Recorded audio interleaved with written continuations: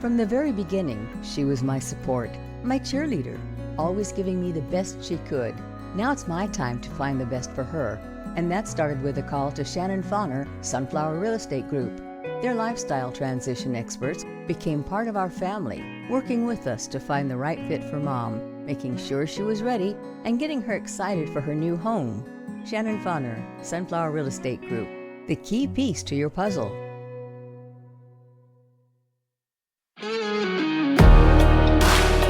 Passionate, focused, strong, qualities that you look for in a great athlete, and also a great lawyer.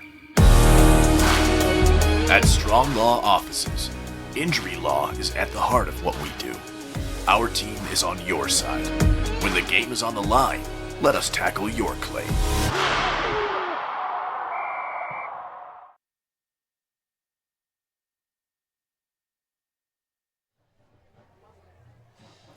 Testing broadcast audio, 1 2 1 2, testing 1 2, live from Babcook Field here in Washington. We have the Dunlap Eagles and the Washington Panthers coming up next on CIProud.com. Again, this is a test. Test 1 2, test 1 2. Oh, and you want to talk? Yep. Game time's about to start. 7:30 kickoff. Both teams still warming up. Should be a good one. Awesome. Sounds good. Just let us know if you hear us.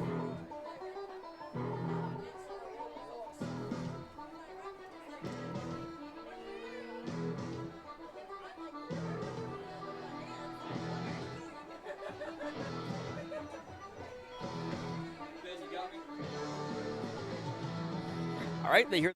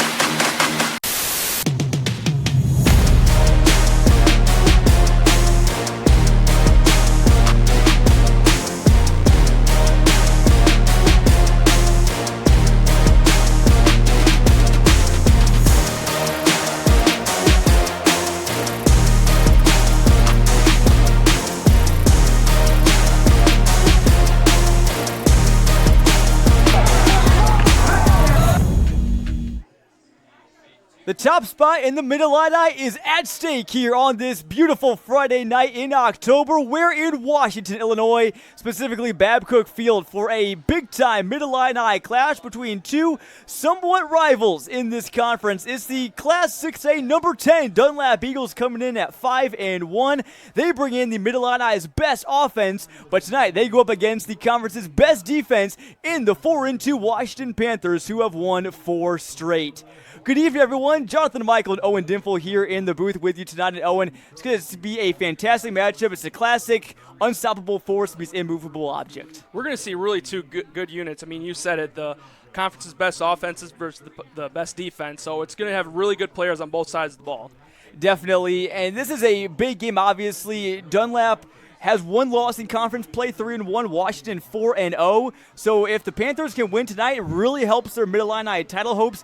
Dunlap, though, has a gauntlet coming up, and this could be the first of what they hope to be multiple marquee wins. Yeah, they're going to really look for a statement win tonight. And, you know, it's a very similar schedule as they had last year. They went 6-0 for their first 6 games, and then they lost their final 3 of the regular season to the same opponents they're about to see. So this is going to be a crucial moment for their end-of-the-season stretch. Looking to finish strong for sure, Dunlap is, and you know they're 5-1. They haven't played maybe as strong of teams as Washington has, but they've been dominating in those games.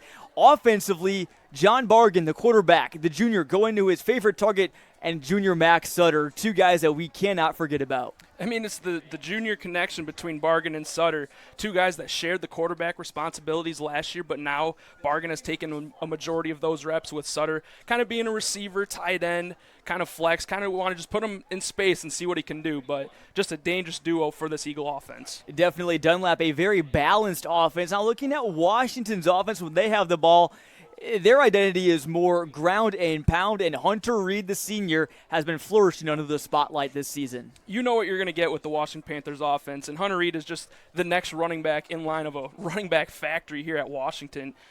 He's ran for 558 yards and 9 touchdowns in the past 4 conference games, so look for him to keep churning the butter here on the field tonight. Definitely, and defensively too. Washington's got a great defensive end and defensive line just in general, starting with Carter Prina. And that defensive line is looking to wreak havoc against Washington's front 5. Yeah, that defensive line, they're big and they're fast, and you can find that across all 4 of the defensive linemen, especially with Carter Prina. And then you can't forget about Noah Bell as well, last year a first-team All-Mid-Illini Conference selection. Definitely this game could come down to the line of scrimmage. Last time we were here against Metamora, it did. We shall see what tonight's game entails. It's a beautiful night here in Washington. Glad you're with us for our WMBD Game of the Week. We'll be right back after this on CIProud.com.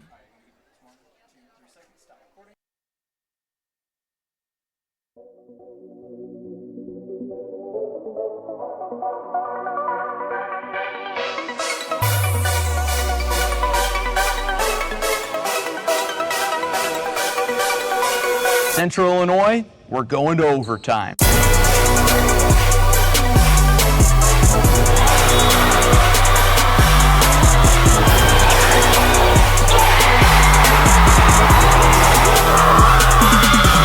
After 4 years of preps coverage in Central Illinois, Clutch Sports Media is ready for a new era. CSM Overtime. What is CSM Overtime? We're going beyond the broadcast to give you in-depth coverage of your teams, Your stories. Your stats and standings. your highlights and action shots. With your subscription, you'll get to see news and feature stories from all sports, up-to-date stats from around the area, and thoughtful analysis from our team of experts. As for our broadcast and social media coverage, it's only getting better. With your support of Clutch Sports Media Overtime, we'll continue to grow our free broadcast coverage with more sports, more games, and more innovation. And thanks to our partnership with Too Efficient Media, your social media feeds will be filled with Central Illinois' best sights and sounds. CSM Overtime will also give you access to full galleries from some of the most talented photographers and videographers in our region. As the new season approaches, it's time for more. More action. More stories. More coverage of all Central Illinois sports. It's Clutch Sports Media Overtime.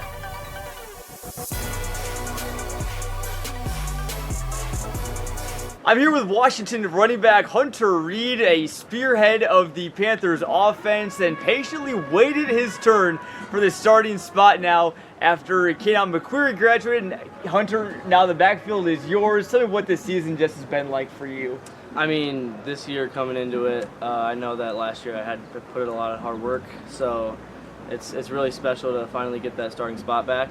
And being behind Kenan was pretty tough, but I learned a lot, and just putting that all together this year really helped me.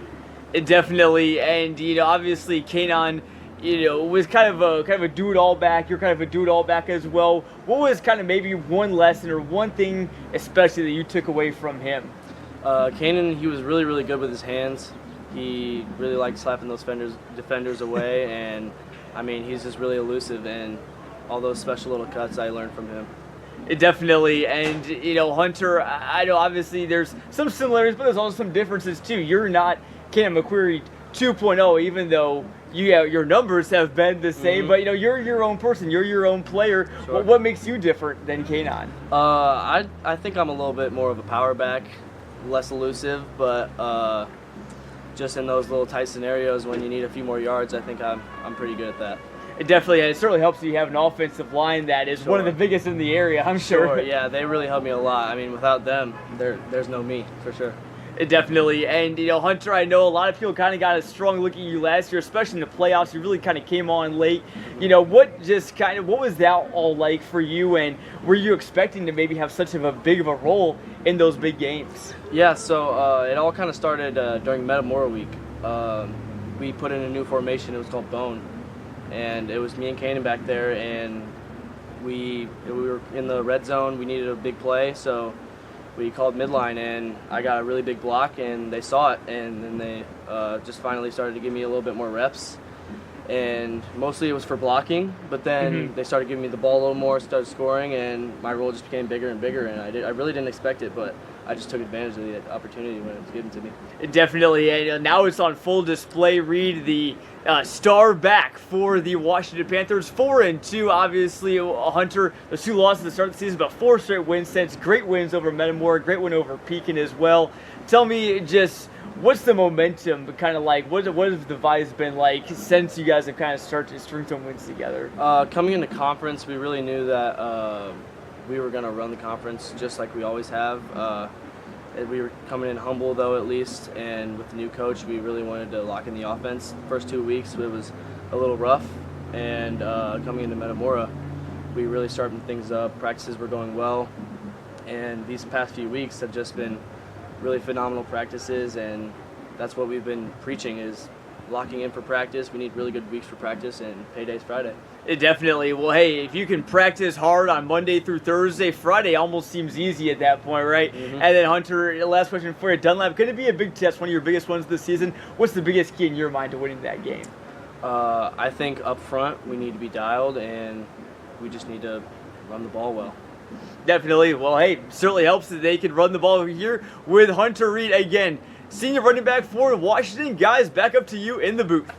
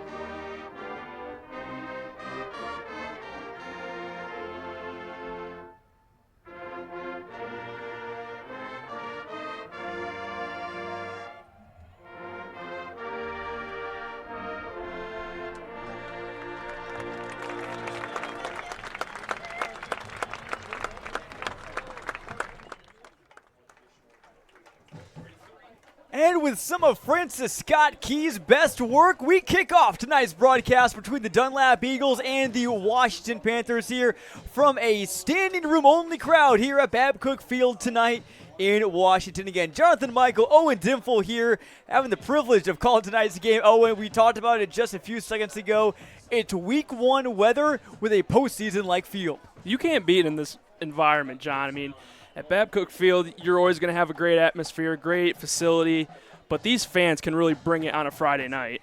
And speaking of that weather, let's take a look at that right now. Beautiful, beautiful night here in Washington, 68 degrees.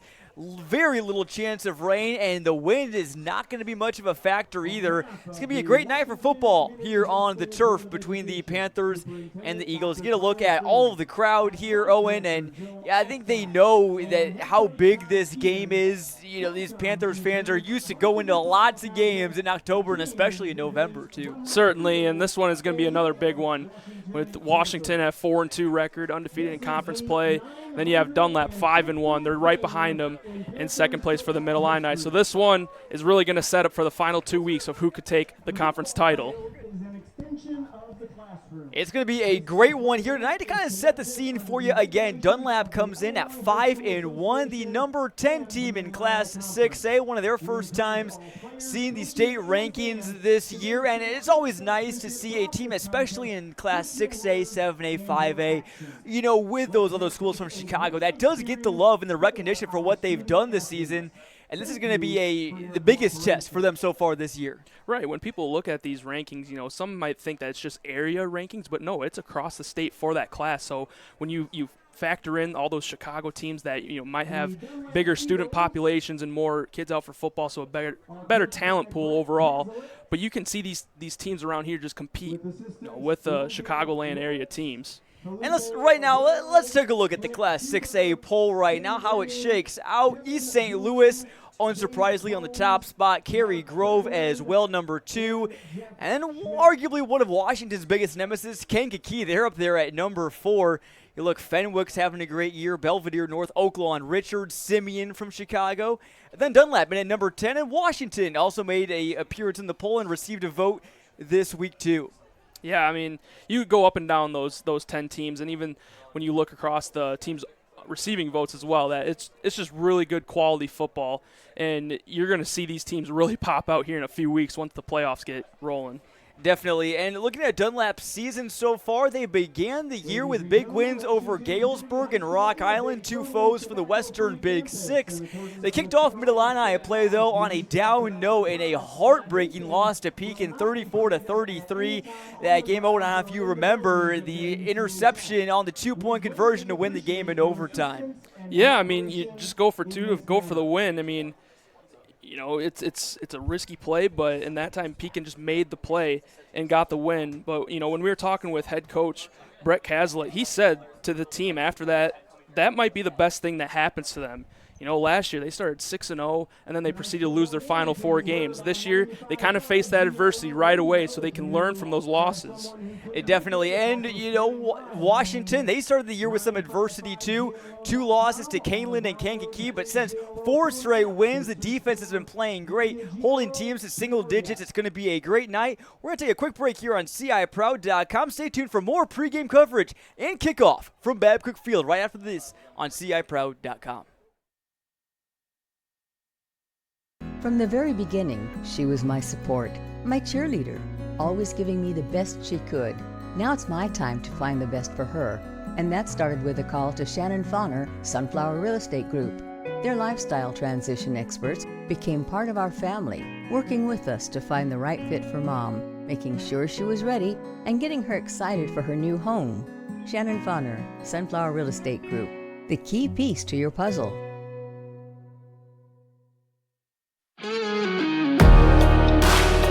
Passionate, focused, strong, qualities that you look for in a great athlete, and also a great lawyer. At Strong Law Offices, injury law is at the heart of what we do. Our team is on your side. When the game is on the line, let us tackle your claim. And welcome back to Dunlap. The Washington Panthers decked out in their home orange uniforms. Fitting fall color here for October. They take the field here. Noah, we were just talking about them. You know, they've really kicked it up in Mid-Illini play. Maybe some people had question marks about them after those 2 non-conference games, but they have proven again that they are the team to beat, at least for right now, in the Mid-Illini. Yeah, I mean, you start the year with a new coach. Not necessarily someone brand new, as Todd Stevens has been with the program for a very long time. But it's still a transition, you know, someone under new leadership. And so those first 2 losses against quality teams, you know, I guess not quite as surprising. You know, like I said, you got to learn new things and 2 really good opponents. But once they got into Mid-Illini, they have really found their footing. Definitely. And speaking of the Mid-Illini, let's take a look at how it currently stands entering tonight. Some big games, including Morton against East Peoria. That's going to be a good one to keep an eye on. But you look at that, Owen, and overall, what do you think? I see a lot of parity in this conference. Yeah, I mean, I thought we, kind of assumed that coming into this year. You know, a lot of teams that could have had a hand into the jackpot for this conference title, and I think it's really played out really well for each team. You know, towards like the middle, upper half of it, there's still a lot to play for here in the final 3 weeks. Definitely. And let's start looking at some of our key players to watch tonight. We'll start on the Dunlap side of the ball. Joe Weeks, their senior, has put together a phenomenal year, running back and all-conference linebacker for them, and especially on the defensive side of the ball, he's going to be a big player to watch tonight, playing an important role.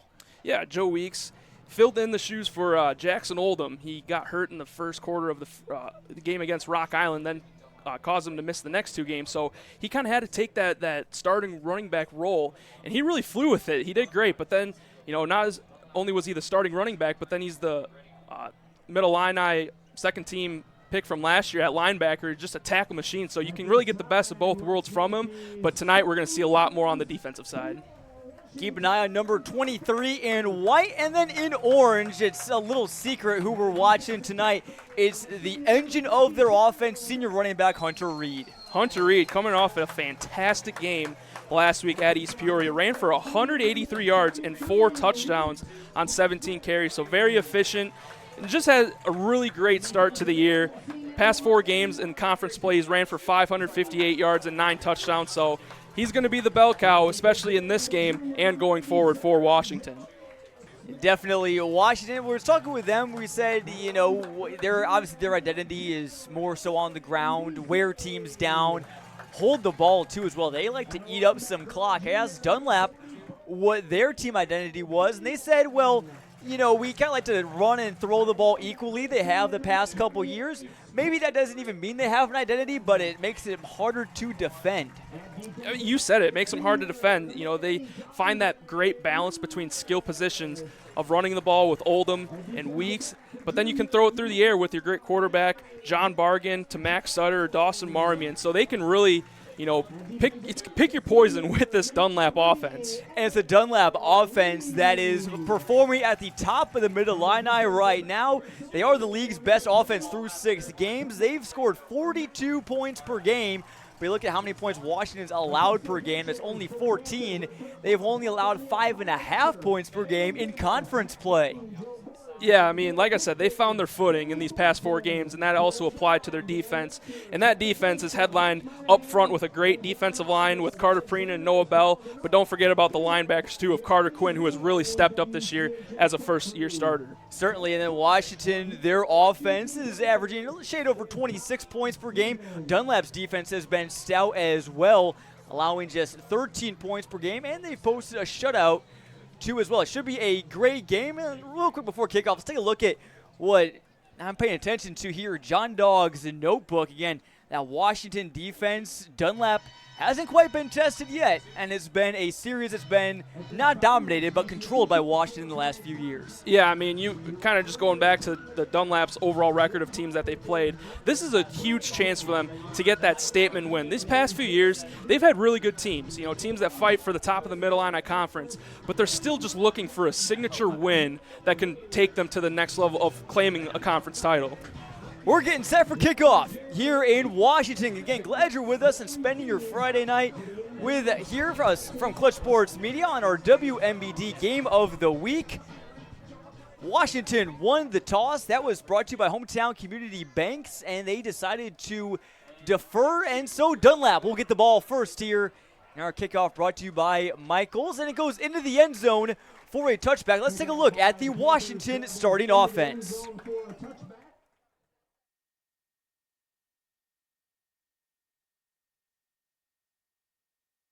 Jake McGaw, senior, tackle.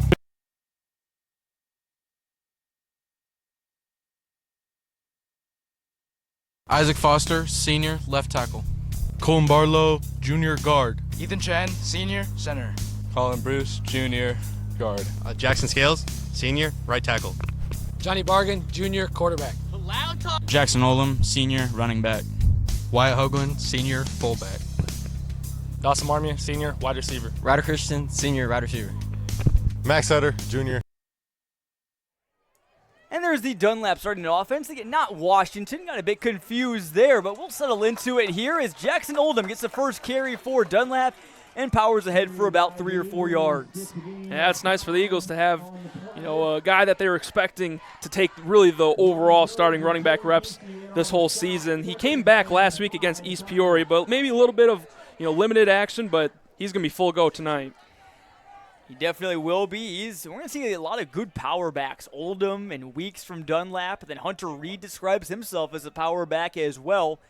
2nd and 5 here for the Eagles. So got a little push for an extra yard. John Bargan, their second-year starting quarterback, hands off. Oldham only grabs a couple.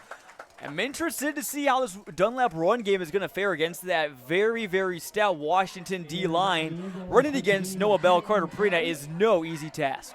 And, you can't forget about Luke Hoffman and Joe Smith on the other side of that, too, because, it's just going to be a really controlling point in this game. Whoever can win at the line is going to win this game. Big third down here for Dunlap in the early going. They like to establish some rhythm on offense. As Bargan looks back to the sideline and for the play call, trips right. They'll throw a little screen out to Dawson Marmie, and he brings it in and got the first down. A good little quick hitter there from junior to senior, and Dunlap moves the chains. Talking about moving the chains, that was one of our keys to the game for Dunlap. Was chain reaction. Also a key for them tonight is going to be keeping that gas in the tank. Yeah, when you're facing a team like Washington, just runs the ball, controls the clock, they want to just beat you to your will.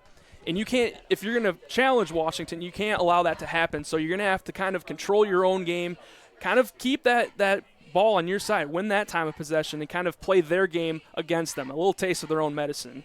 1st and 10 for the Eagles. We'll talk about Washington's keys here in a second as Oldham gets the first down carry, stays up on his feet for a gain of 4 for Washington. It is speed dating and air traffic control, 2 keys for them on the defensive side of the ball. And a lot of that is due to the, otherworldly athlete in Max Sutter, just a, 6'6" presence at tight end. They want to find matchups, whether that's, trying to guard him one-on-one. I'm not sure if that's going to be smart, but, if you're going to give up one area to, cover him, you're just going to have to find what's going to work for you, and you're going to have to do it quick.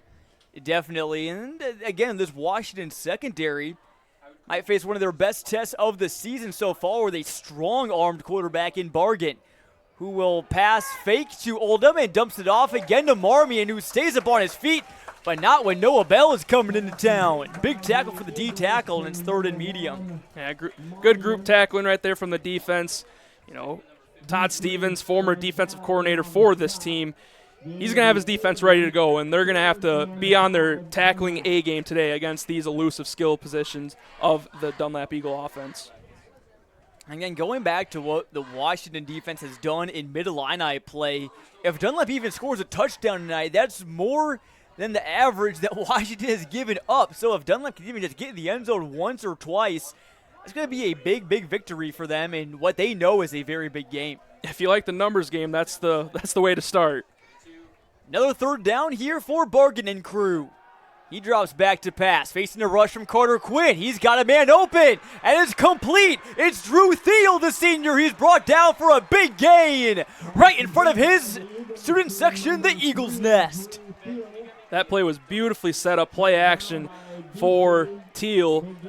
And Bargan did a great job selling that fake. It looked like the front 7 of the Panthers really sold out against Oldham on the run, but then you had a wide open Thiel. Huge, huge explosive play, and now the Eagles are threatening in the red zone.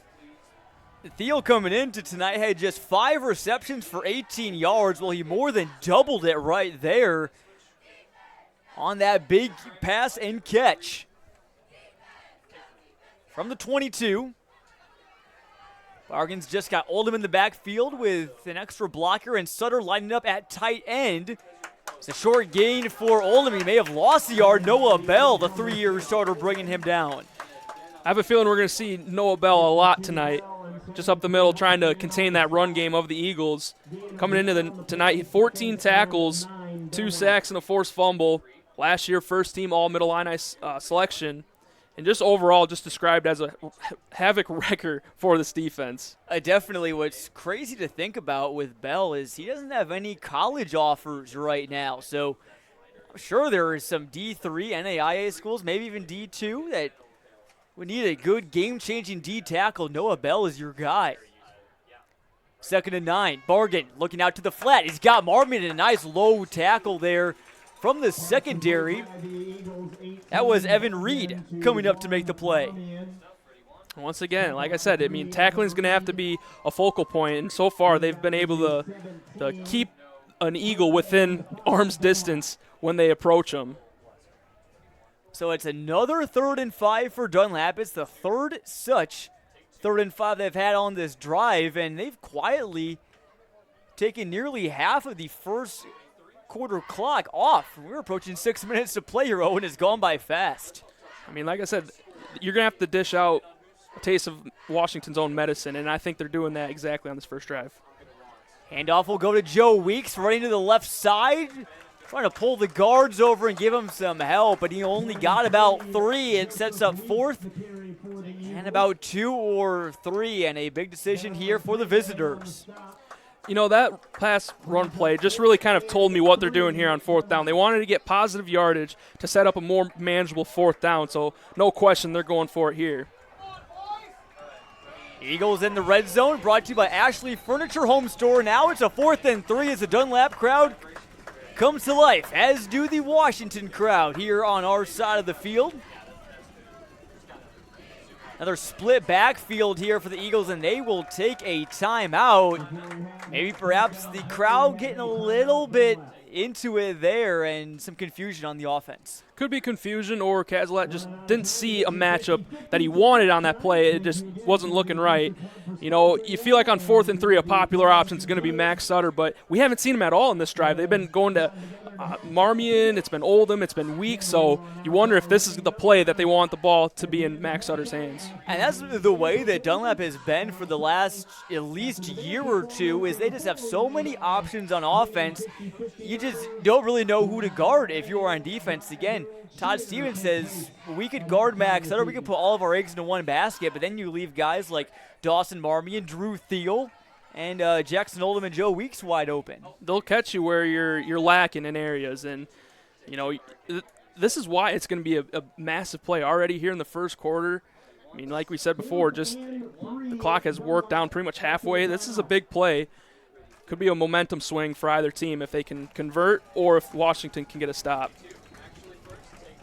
Eagles have put together a good drive so far, taking over 6 minutes off the clock here in the opening frame. Oldham is the back, Marmion's in the slot, Ryder Christensen at the bottom of your screen. Bargan looking to pass to Oldham out of the backfield. A Panther falls down, and Oldham may have the first down. He got close. It's going to be very close, though, and it's hard to tell. He wasn't on the opposite side of the field as the chains were. Yeah, might have to bring the chains out for this one. If they moved it, so it's going to be a first down. But watching that play, what really set up was Dawson Marmion kind of threw a block. It was within the first 5 yards, so that contact is allowed. But him kind of just throwing a little shoulder gave room for the receiver to get the first down. It's all about those little plays, right? You know, those ones that don't show up in the stat sheet. And there's a big one there from Marmion, the senior wide receiver, who's got offers from UW Oshkosh and UW Eau Claire. Headed up to our neck of the woods, though, in the WIAA. Or no, that's the... It's the WIA. Yeah, that's right. WIAA is the Wisconsin version of the IHSA. I'm thinking high school. I should be thinking college. But yeah, I mean, all those D3 Wisconsin schools. Yeah, and then, along with those schools, UW-Milwaukee, where Todd Stevens' son is a student there. Talk with Todd Stevens. He's a big northern Wisconsin guy, just like myself. That's where I'm from, Wausau to be specific. First and goal for the Eagles, and there's a flag down. Pre-snap, most of the time means it's against the offense, and this time it is. It's a false start. Yeah, I didn't see who it was up front, but it was an offensive lineman that just barely got their motion started before the ball was snapped. So, it was a 4th down conversion for the Eagles, but they're going to pretty much back up the 5 yards that they got. Good news for them is they still have the full 4 downs to work with. Dunlap's offensive line, Owen, has got a tough task tonight, but some guys to keep an eye on. Isaac Foster, the 6'7" left tackle, a mountain of a man there. Yeah, and when talking about the offensive line of the Eagles, Coach Caslett said, they might not have the quantity, but they do have the quality. Pass from Bargan. He was looking for Kenyon Gillespie. His junior receiver didn't turn around in time, so it'll be the first incompletion of the night. And now we're starting to see the first time where the Eagles are kind of behind the chains. Ever since they started this drive, it's been positive yards, and just been moving the ball. This time now we're seeing a 2nd and long, and you wonder if this could potentially stall a red zone drive. Never want penalties in the red zone. We've seen it in almost every game that we've broadcasted this year. Teams get down close, and then they just almost get reeled in like a fishing line right back. Yeah, I mean, you never want to have penalties anywhere, but it definitely feels worse when it's in the red zone when you're, knocking on the door of scoring. 2nd and 15 from the 17. It's a give here to Oldham, who dodges a man and picks up a couple. Before he is brought down by a host of Panthers, including number 2, Evan Deasy, junior defensive back, and a little bit of a linebacker, too, a player that Todd Stevens really likes a lot. Yeah, I mean, about DC, just said that he worked hard all offseason, got himself in a position to get significant playing time, and even as two ways. And he's a guy that, he said he was a guy that they just want to get on the field somehow, and so defense was a way to do that. 3rd and long. Bargan looking for the end zone for Sutter. There was some contact there with him, and I believe that was Andre Lewis. Or rather, no, he is defended, I believe, by A.J. Jones, and pass falls incomplete regardless. 4th down again. Yeah, so far A.J. Jones has drawn the matchup with Sutter, and he's done a good job so far. He held him, targetless before that last one, and even on that target, played him right there. He never let him go behind him, and just ball sailed out of bounds, but it was a good coverage from A.J. Jones. Those are two of the best athletes on the field right there. Here comes Tyler Shane, Dunlap's kicker, who scored a huge goal against Peoria Christian on the soccer pitch last night for the Eagles to tie 2-2. And his kick is just as true. From 32 yards out, Tyler Shane caps off a long scoring drive for the Dunlap Eagles. Yeah, I think it's important to note that, in terms of the length of that first quarter drive for Dunlap, last week when Washington was playing East Peoria held on to the football for 31 minutes and 12 seconds. Pretty much doubled from what their offense was able to hold on to the ball. So if Washington, they're going to have to find ways to get off the football field, because once you're seeing an offense like Dunlap, and if they're going to be controlling that clock, it's going to be a tough matchup for the Panthers. Definitely. That scoring drive brought to you by Papa John's. Dunlap carries two kickers on their roster, Anaz Ramoon and Tyler Shane, both soccer players for the Eagles, who, by the way, are having a fantastic season. They're on top of the Mid-Illini right now, and they beat the Washington Panthers in a big, big game here not too long ago. 1-0, so the Eagles looking to win the conference. They're in soccer. Both teams very competitive in the volleyball ranks as well. That Mid-Illini volleyball race is wide open, too.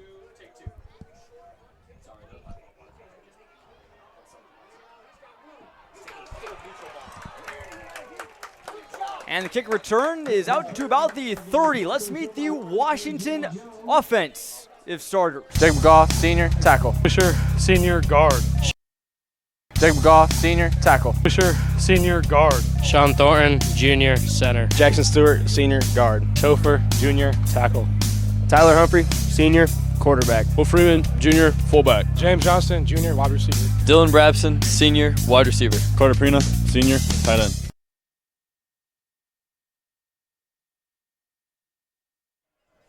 And Washington starts to get their offense on the field here. They take over from the 30, and there's a low snap, but flags fly. Panthers were kind of bailed out there. The snap infraction. That looked goofy from the start because, I mean, that ball didn't quite get off the ground, just kind of rolled off the turf. So the penalty, you know, when you look at it, they'll take the penalty rather than the potential fumble and give Dunlap the ball. So 1st and 15 here. It could have been a disastrous start to the ball game for the Washington offense. Job's just a little bit harder now as Reed gets the call on the first play of the game. He's got a big hole. There goes Hunter Reed. He's got a trio of Eagles chasing him. They won't catch him. 75 yards.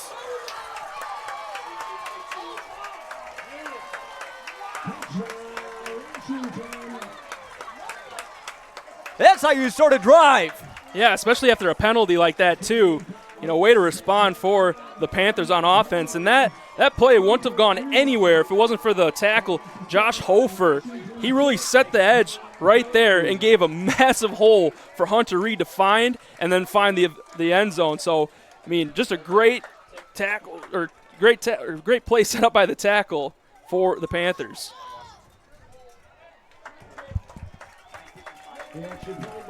And you said it, Josh Hofer, what a block.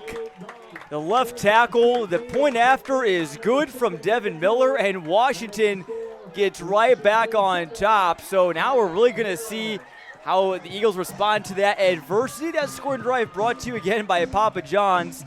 How about that? Oh, a reversal of what these two teams have been. Dunlap, the long clock-eating team in Washington with the quick strike.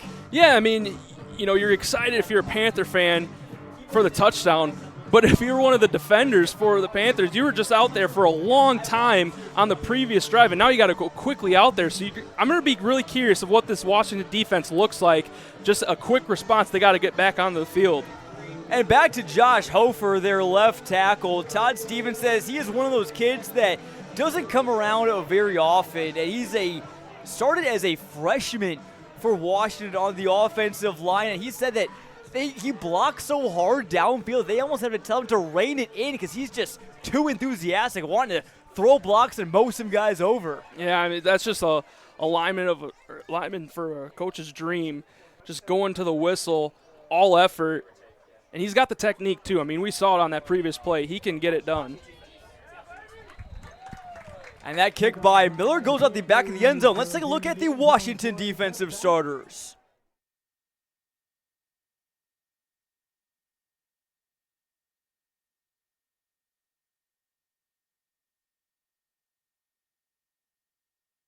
Carter Prina, senior, defensive end. Noah Bell, senior, D-line. Kaufman, senior, defensive line.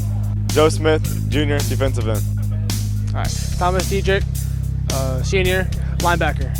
Carter Quinn, senior, linebacker. Will Freeman, junior, linebacker. Andre Lewis, senior, DB. AJ Jones, junior, corner. Dylan Brabson, senior, cornerback. James Johnston, junior, safety. Owen Klein, junior, free safety. And there's those Panthers defensive starters that have been playing so well this season. We'll see how they fare on this drive where Dunlap starts at the 20. It's another handoff to Jackson Oldham, and not much doing there. Front seven's just been all over the place, and again, I see Noah Bell, one of the first guys to pop up. He's been everywhere tonight. Yeah, and before the play started, saw the receivers running towards the bottom of the screen, and I wonder how much motion is within this Dunlap offense, because if you want to, try and get those one-on-ones and get the corners moving around as the receivers are in motion too, that can kind of like confuse them a little bit before the pre-snap. Could set up for a potential big play. Eagles still have not gone the way of their four-star tight end, Max Sutter, yet. Now he's drawn one target so far. Passing down for the Eagles, and they will throw. Bargan facing some pressure, going deep down the field. Was looking for Marmion, but too far in front of him. James Johnson was in the vicinity. Yeah, I mean, the play was set up great. You had Max Sutter kind of setting a block for him to weave in around the defender, but just a lot of bumping bodies kind of knocked Marmion out of his direction, which forced the overthrow from Bargan. Without that collision, I think that pass is on the money, and it's a big play for Dunlap. So it's another third down for the Eagles. This one a little bit longer than their previous ones. Get fantastic crowd on hand here at Washington. The Dunlap bleachers are not entirely full, but very close to it. Washington side, it is standing room only. As there's a flag down on the play, and while we have that, let's take a look at what Brett Caslett, Dunlap head coach, has done. He's not going to like that penalty on the Eagles offense, but Caslett is in his 16th year as the head coach of the Eagles. He's got a 92-60 record. Finish out the season well, and maybe you get to 100 by the time the year is all said and done. Yeah, he's been a successful head coach with Dunlap. You know, just another guy that's been with the program for a long time. We see that with both these head coaches. So 3rd and 13 now. And we have another stoppage before the play, and this is like it will be a timeout by Washington. So might as well go right across the sideline, and let's meet Todd Stevens, head coach for Washington, who's 4-2 in his first year. Again, many people know by now he was the former assistant and defensive coordinator. So again, anytime they bring in-house hire, makes it a whole lot easier. It does make it easier. You know, Stevens lives and breathes Panther football. You know, this is 29th year in total with the program. He replaced the legendary head coach Daryl Crouch after 19 seasons, and Crouch was just an unbelievable coach for the Panthers. Led them to 16 playoff appearances, 6-time conference titles, and then 8 quarterfinal appearances along with 3 semifinals, one of them being last year. Both these coaches, again, two of the biggest class acts in the area, too. Is very nice getting to talk to both of them this week as well as see their teams. Again, this is our first time seeing Dunlap and our first time seeing Washington since week 3. 3rd and long for Bargan and the Eagles on their own 17. 4 wide receiver set. Bargan escapes, throws on the run. It's a wobbly ball. Marmion nearly brought it in.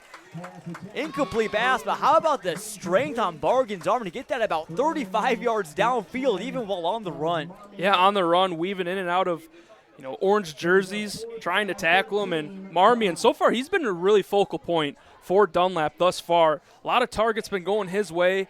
He almost had made a great play on the ball. He turned around trying to get his body in position, but the ball just fell just short, and now the Panthers forced the punt. Dunlap said they were trying to cut it down on turnovers, and a turnover on downs maybe isn't the most traditional type, but they will punt it away here. 2 men deep for Washington, James Johnson and A.J. Jones. It goes over Johnson's head. He decides to run this one back from about the 38. Right in the left side, got some blocks, makes the man miss. That was Feldman, and he's brought down at the 46-yard line. There by Dunlap number 34. That's Josh Diefenthaler, a key player on this Dunlap defense, which we'll meet now.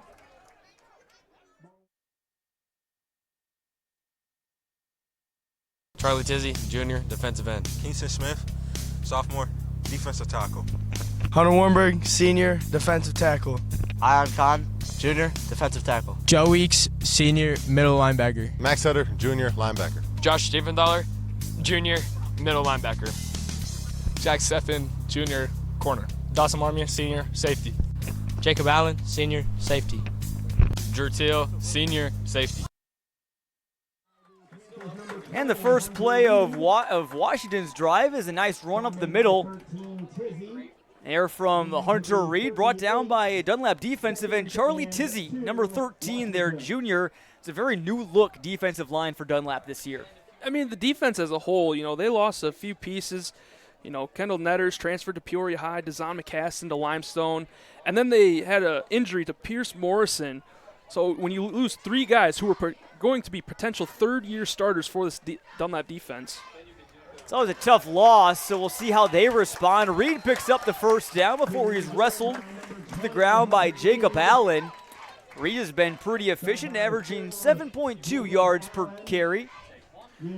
Tell you what, though, that efficiency is almost expected when you got an offensive line like this one for Washington. I calculated the average size, standing at 6'1½", 242 pounds. So they got some behemoths up there on the line. Love the word behemoths. Great showcase of your lexicon, I should add. Doesn't go too far, but I think I might have found the limit. Short run there by Hunter Reed. Big drive here for Dunlap defensively. Don't want to go down 2 scores to a strong Washington team on the road. No, I mean, you opened up right away with the field goal and dominated the clock. And then Washington answered really quickly with the touchdown. So you kind of want to keep that momentum, at least early on. 2nd and 8. It's a pitch play to Reed. Allen sets the edge, forces him back inside where he doesn't find much running room. Nice job staying home there by Allen, the senior safety. Yeah, Jacob Allen, you get plays like that, and some guys are just really eager to go out and make the play, go get the tackle for loss. But it's when moments like that, when you get too aggressive, that it can bite you. So he did a good job knowing his responsibility, staying home, and still making a great play. Just funneled him back inside. Now it's 3rd and 6 with under a minute to play. Handoff goes to Reed. They keep it on the ground. He's got the first down and more. There goes Reed. He's in for number 2 of the first quarter. Just once again, seeing the excellent blocking of this Panther offense. This time it was from the other tackle, Jacob Goff, and then downfield, James Johnson. Washington having their way up front so far. This play may be coming back, much to the chagrin of the Washington faithful. Looks like there was a hold. Yeah, I mean, not sure where it was because I was watching the receiver Johnson and the tackle Goff. It looked like they had their edges set and had good, clean blocks, but wherever it was, it's going to back them up, and just a backbreaker, especially on a 3rd down play, because you went from a 3rd and manageable now to a 3rd and long.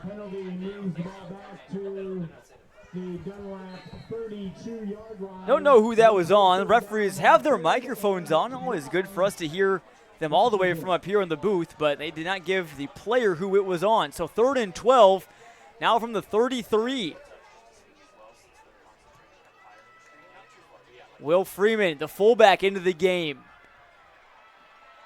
And Reed plows ahead for about half of what he needed. Washington does have the big leg of Devin Miller. He could hit here from what would be about a 44-yard field goal. Yeah, it's going to be a big decision right here. Looking at the play clock along with the game clock, very close. They could, if they wanted to, just drain out this first quarter and keep the decision rolling if they want to go for it or potentially kick the field goal. I think Washington's just going to let this run out, probably just to keep things moving into the second quarter. Again, not much wind here tonight, and it looks like, though, that the clock is stopped. Now the clock is rolling again. Not quite sure what that was all about. But the first quarter has come to a close. That first quarter brought to you by Sunflower Real Estate. I want to thank them and all the rest of our sponsors here tonight. Washington, 4th and 7 when we come back here on the WMBD Game of the Week on CIProud.com. Family banking from a name you trust, Hometown Community Banks. For over 6 decades, we've been here right where you needed us. High-quality banking services delivered by caring professionals, people just like you who live and love Central Illinois. It's a history we're proud of and one we'll continue to offer to every person who walks through our doors. When you bank in your hometown, your money stays in your hometown. Hometown Community Banks, divisions of Morton Community Bank. Look for the clock tower and you'll know we have time for you. Why call 2 men in a truck for junk removal? If you're like Sarah, you've got a full garage. You need space, and you need it now. You want pros who make this look easy. That's why, for junk removal, you call 2 men in a truck. 2 men in a truck. Life happens. With Ashley's all-new high-performance furniture, you can relax. It's life-resistant. From messes and mishaps to snacks and spills, these pieces are easy to clean and durable. Plus, some styles feature machine-washable covers. So bring on the mess with a little less stress and discover high-performance furniture at Ashley.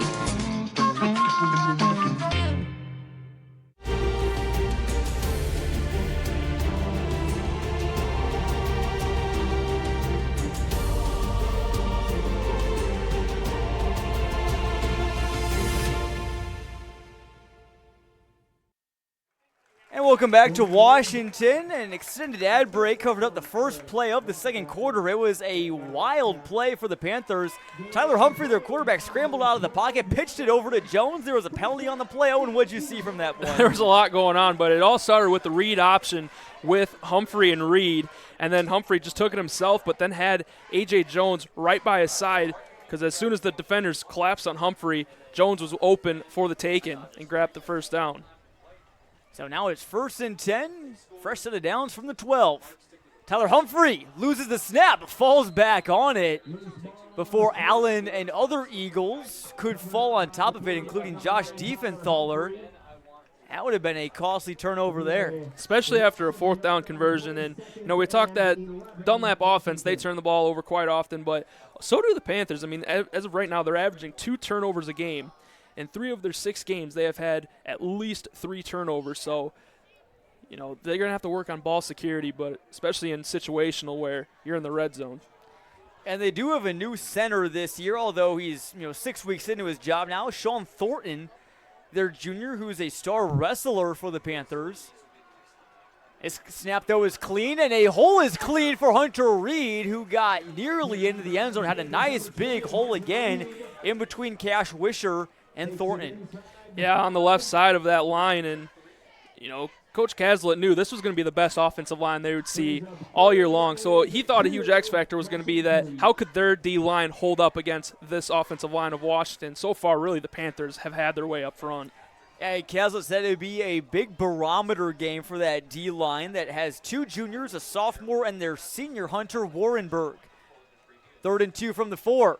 Reed gets the call. Lots of men down near the goal line, and I think he picked up the first down inside the 2. And so the chain gang will get a break for a little bit. And reset it. They'll look to push it in once more time. You wonder, if maybe you could go Will Freeman's way this time with the fullback. You definitely could. Freeman very much like Jace Harlan, their middle linebacker fullback last year. And both those players wore number 44, too. We saw Harlan get his number called in this situation a lot. Freeman does have a touchdown on the year. And they give up the middle. Washington seems to think that he's in, and he is. Touchdown number 12 this season for Hunter Reed. Yeah, just the scoring continues. Washington's used to their running back just pounding it in the end zone. McQuarrie, he had 30 rushing touchdowns last year, and Hunter Reed just picking up where he left off last week from his 4-touchdown performance. Yeah, we haven't mentioned his big game last week. It was his best of the season so far, where he had 17 rushes for 183 yards, and those 4 scores that you mentioned as Miller's PAT is through. 14-3 Washington, as that was another scoring drive brought to you by Papa John's, and Hunter Reed is running his way into what I think is probably guaranteed to be an all-conference selection this season. Yeah, it won't surprise many people, but yeah, his efficiency on the year has been outstanding. He's had 4 games with at least 120 rushing yards and a touchdown, a couple multi-touchdown games as well. So when he gets the ball, it's only good things really happen when Hunter Reed gets the ball and he's got that offensive line up front. And he's been turning it up a notch, too. You look at him, what he did in non-conference, still pretty good, 91 yards a game and a touchdown. But then what he's had in the Mid-Illini, over 100 yards a game and over 2 scores per game as well. So he has just really found that second gear. Yeah, and Coach Stevens knew that the run game has been rolling ever since that Kankakee game.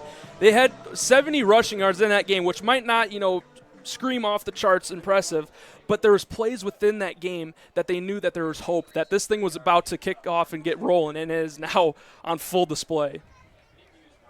The Mid-Illini has struggled to find an answer for the Washington Panthers, not just their running game, but just as a team. Again, they come in with a 16-game Mid-Illini winning streak.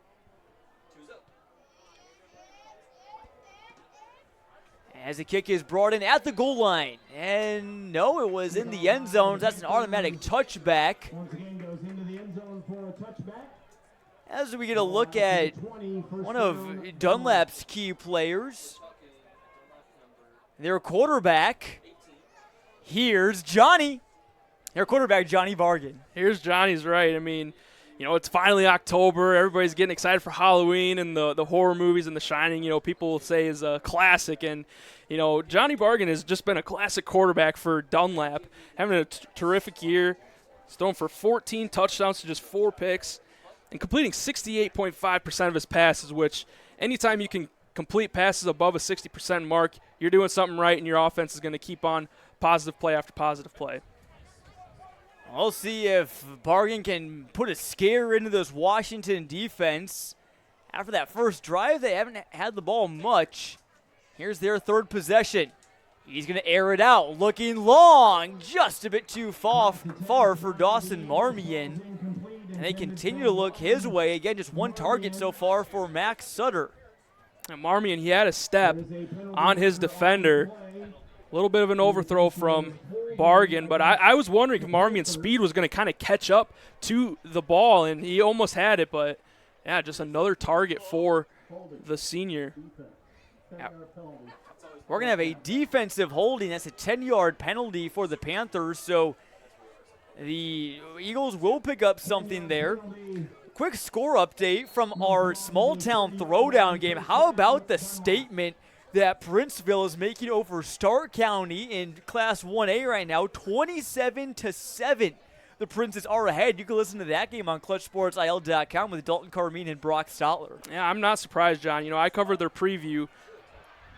As Holden, nice run there on first down, nearly gets it to the chains. Yeah, I mean, going back to what I was going to say, I mean, I did their preview before the season started, so I got to, talk with their coach, John Caruthers, and just overall great guy. He's got something going over there for his football team, and, our weekly CSM pick'ems, I had no doubt with going with Princeville in this game, so they're kind of backing me up here with my pick.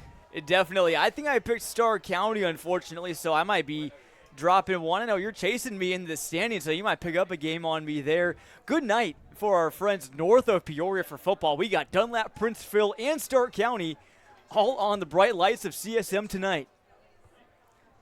1st and 10 and a 3-wide out set. Now they go for Sutter. Incomplete. Great coverage there by A.J. Jones. I wondered who's going to draw the assignment of covering him tonight.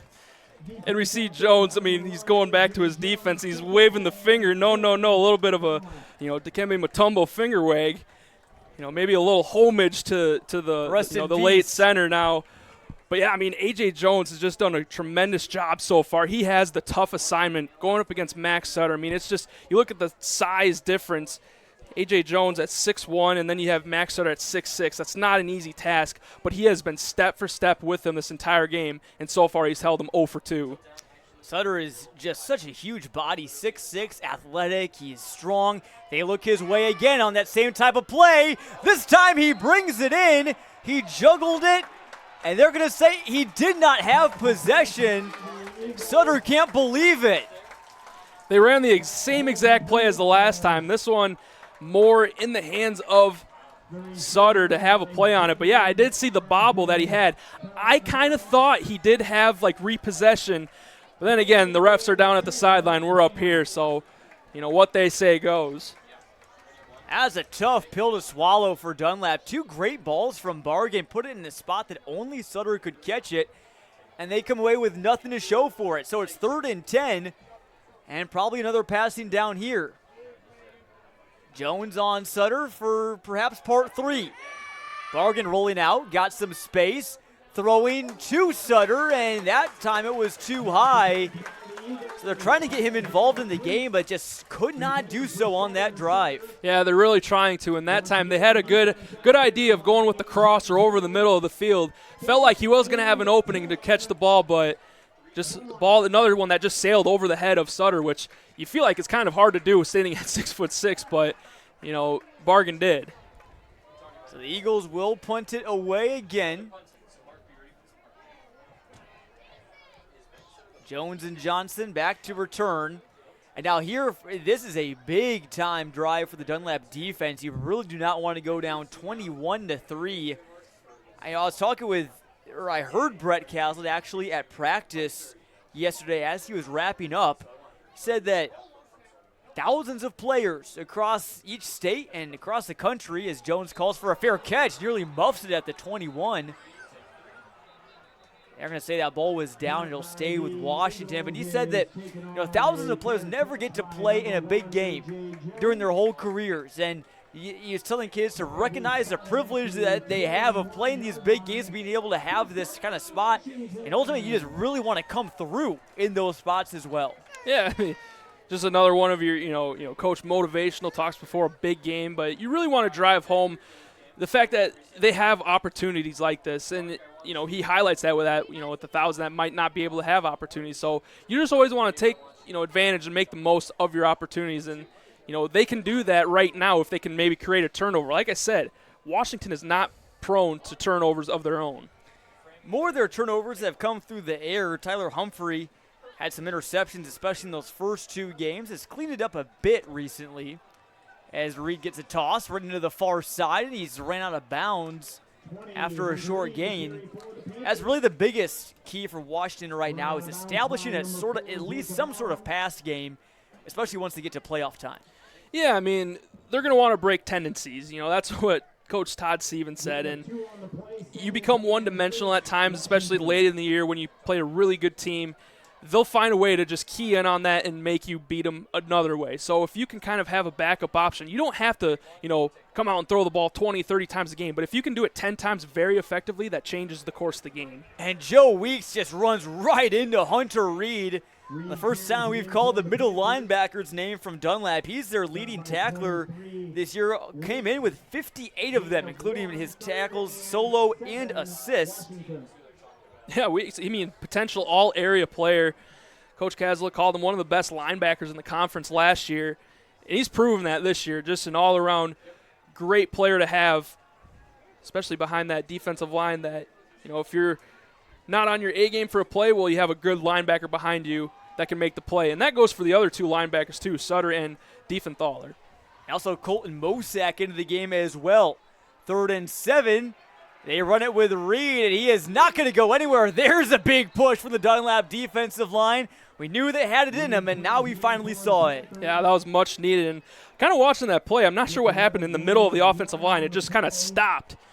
Dunlap, maybe it was just their great push that just stopped everyone in their tracks.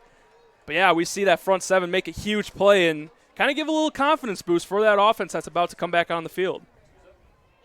Eagles could cut it down to a one-score game with a score if they can get one here. Again, in case you're just tuning in, Dunlap started the game with a 32-yard field goal after a 7-minute scoring drive. That punt, it's a Washington roll and still going. A beauty from Joe Smith. That's going to end up being a 50-yarder for Smith, who averages 31.1 yards per boot. That'll bump it up a bit. That'll certainly bump it up a bit, and that's a good job too, flipping the field position. It looked like Dunlap was probably going to start midfield, maybe with a good return. Could have started in Panther territory, but now they're backed up inside their own territory, and it forces them to go the entire length of the field.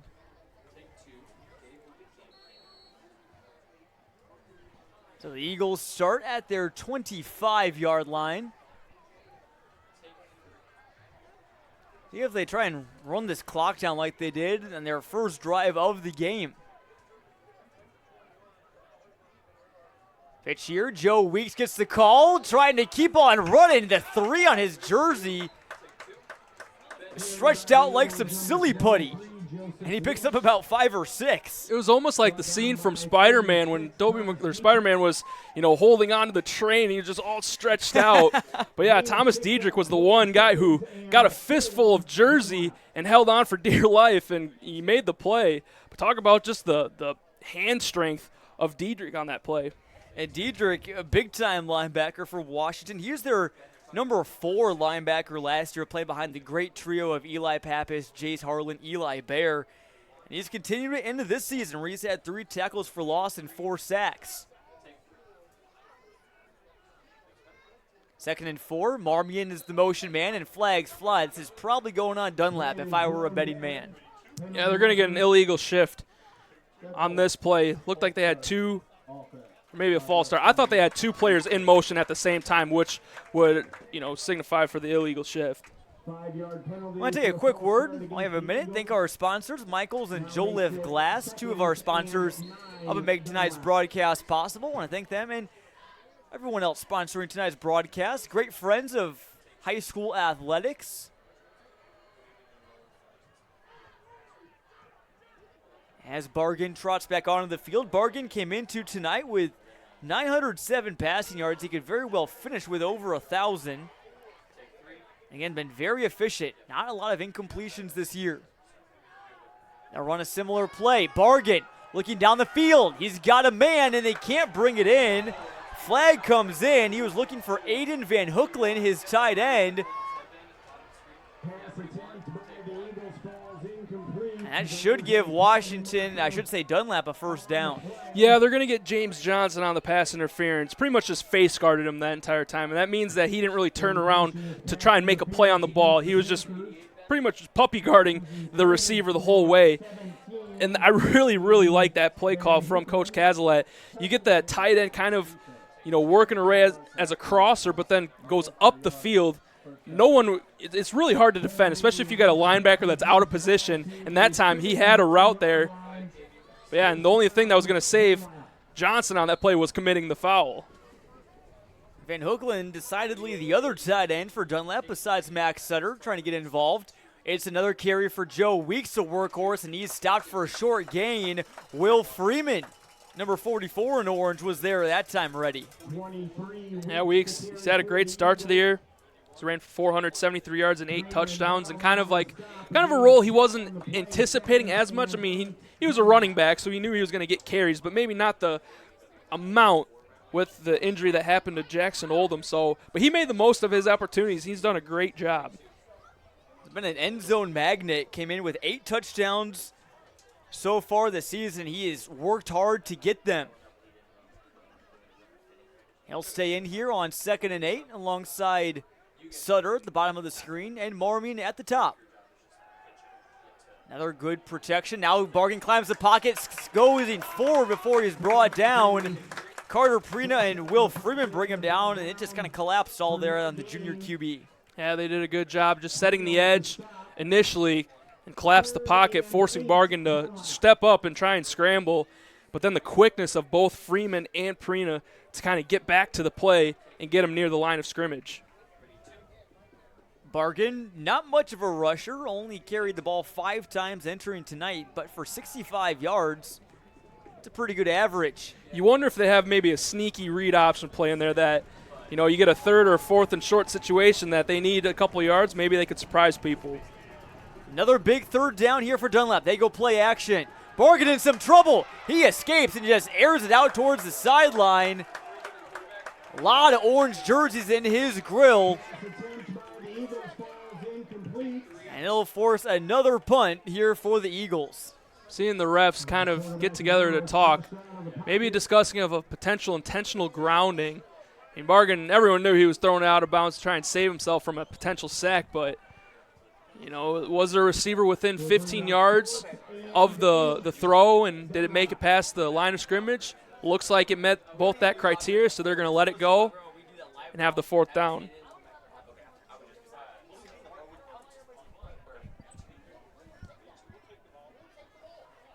So again, Jones and Johnson back to return. And Sutter, sort of a positionless player, plays tight end, wide receiver, linebacker, and he's also the punter. Sends it down the field. Bounces at the 32. And it's going to be a short return for Johnson. He picks up 10 before he's pushed out of bounds. Overall, a good pickup given the amount of room that he had. James Johnson, one of multiple players tonight. And we're also going to be seeing it once basketball season rolls around and get a look at all of them there. Yeah, it just shows great athletes. Anytime you can have a player that's a multi-sport athlete, whether that's basketball, baseball, track and field, no matter what it is, just being able to be a multi-sport athlete just brings another dynamic to the football field. It makes you just an overall better player, and you can find that, everywhere around Central Illinois, just great multi-sport athletes. That'd be a pretty good starting five right there with Lewis Johnson, Max Sutter, Isaac Foster. That team would have some big size, too. And John Bargan has Reed running to the left. Patient run there and picks up about 7. That's about where he's kind of been hanging around, those 7-8 yard gains tonight. That's what he's done all season. It's been efficient. Watching that play, I saw A.J. Jones doing a great job blocking downfield. And I just want to highlight him, for a second because, he's done a lot of the dirty work tonight, but he has done a fantastic job thus far. And, wide receiver, you think, first thing that comes to mind, catching the ball, running routes, trying to get open. Blocking is a big part of being a wide receiver, too, and even before the season, Todd Stevens really said James Johnson stood out, and so has A.J. Jones. 2nd and 2, Reed scampers up the middle for a first down, and he's turned around and brought down in Dunlap territory, but he keeps the chains moving with another gain of 6. Yeah, Hunter Reed, he'll admit that he's a power back, but he does have some elusiveness to him. It just, he's a downhill runner, but once he feels pressure, he kind of, is able to shift his hips or make a move to get that extra couple yards. So, he might not give himself enough credit for the elusiveness that he really does have. And again, as we saw in our pregame interview that I had with him, he said that, Kanon McQuarrie, his predecessor, had those quick one cuts and, told him to read about some of them. So learning from an all-state player is pretty good. Washington will pass. No, they'll run. Humphrey brought down hard after a gain of about 5.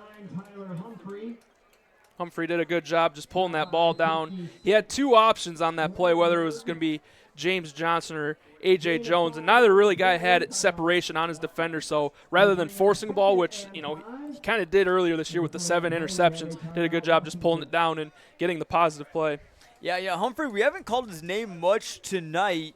And, even back in week 3, I talked with him. He said, that offense has got to do better, that a lot of that falls on me.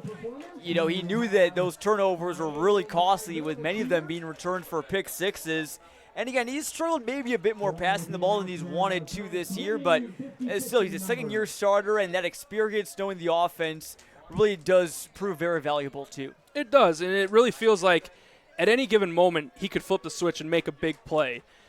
Has he been really consistent this year?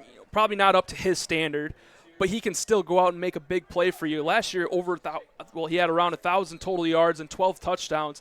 And, I was looking at the previews, too, and, he had basically a season and a half of experience last year with the playoff run they had. He definitely did. As Reed bounces off of a tackle from Josh Diefenthaler and gets close to the sticks. On 3rd down, clock winding down here, Owen, under 2 minutes to play. And Washington having still 2 timeouts to work with. It's going to be a 4th down here for the Panthers. Or 3rd down, rather. Scoreboard was off. Reed's going to pick up the 1st down regardless, inside the 30, before he is upended there by Jack Steffen. Good job to move the chains, reset the downs. And they're in good spot right here. Under a minute rolling with the clock, but they still have the 2 timeouts, and you got to feel like they're going to control this ball the rest of the way of the first half. Stay tuned for halftime. Our Bob Grimm Chevrolet halftime show. We have lots of stuff coming your way, including an interview with Max Sutter about his friendship with a very special Dunlap fan, as well as a visit from Eric Schermerhorn, Washington boys basketball coach. We have a special announcement coming your way as the Panthers take timeout number 2. And now we see 38 seconds on the clock. They take the timeout. Kind of just want to make sure everyone's on the same page of situational football right here. You want to, if you can get out of bounds, try and preserve the clock, but also you want to make sure you can get positive plays and ultimately don't turn the ball over. You want to control the ball the rest of the way.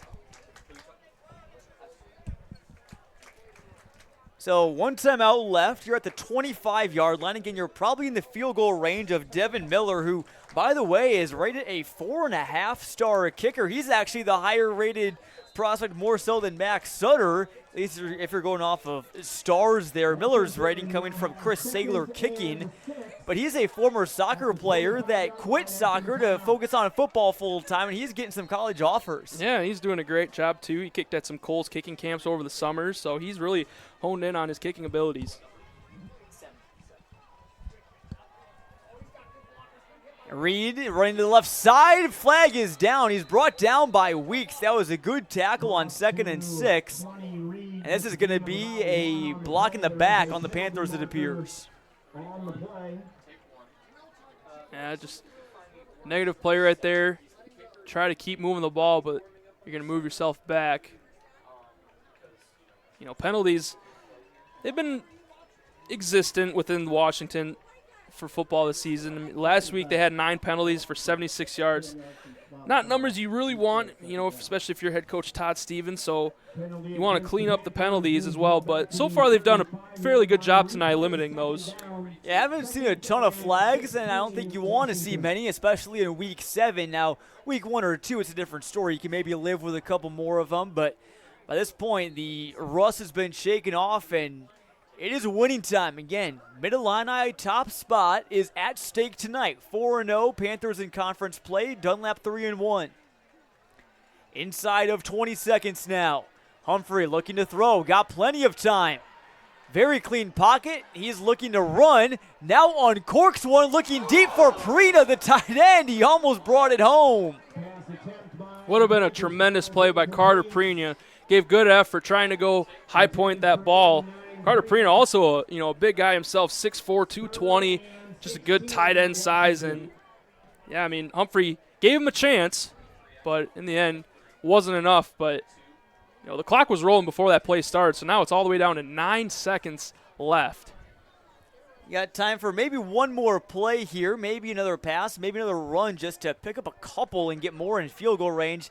It'd be 52 yards from here, again on a not-so-windy night in Washington.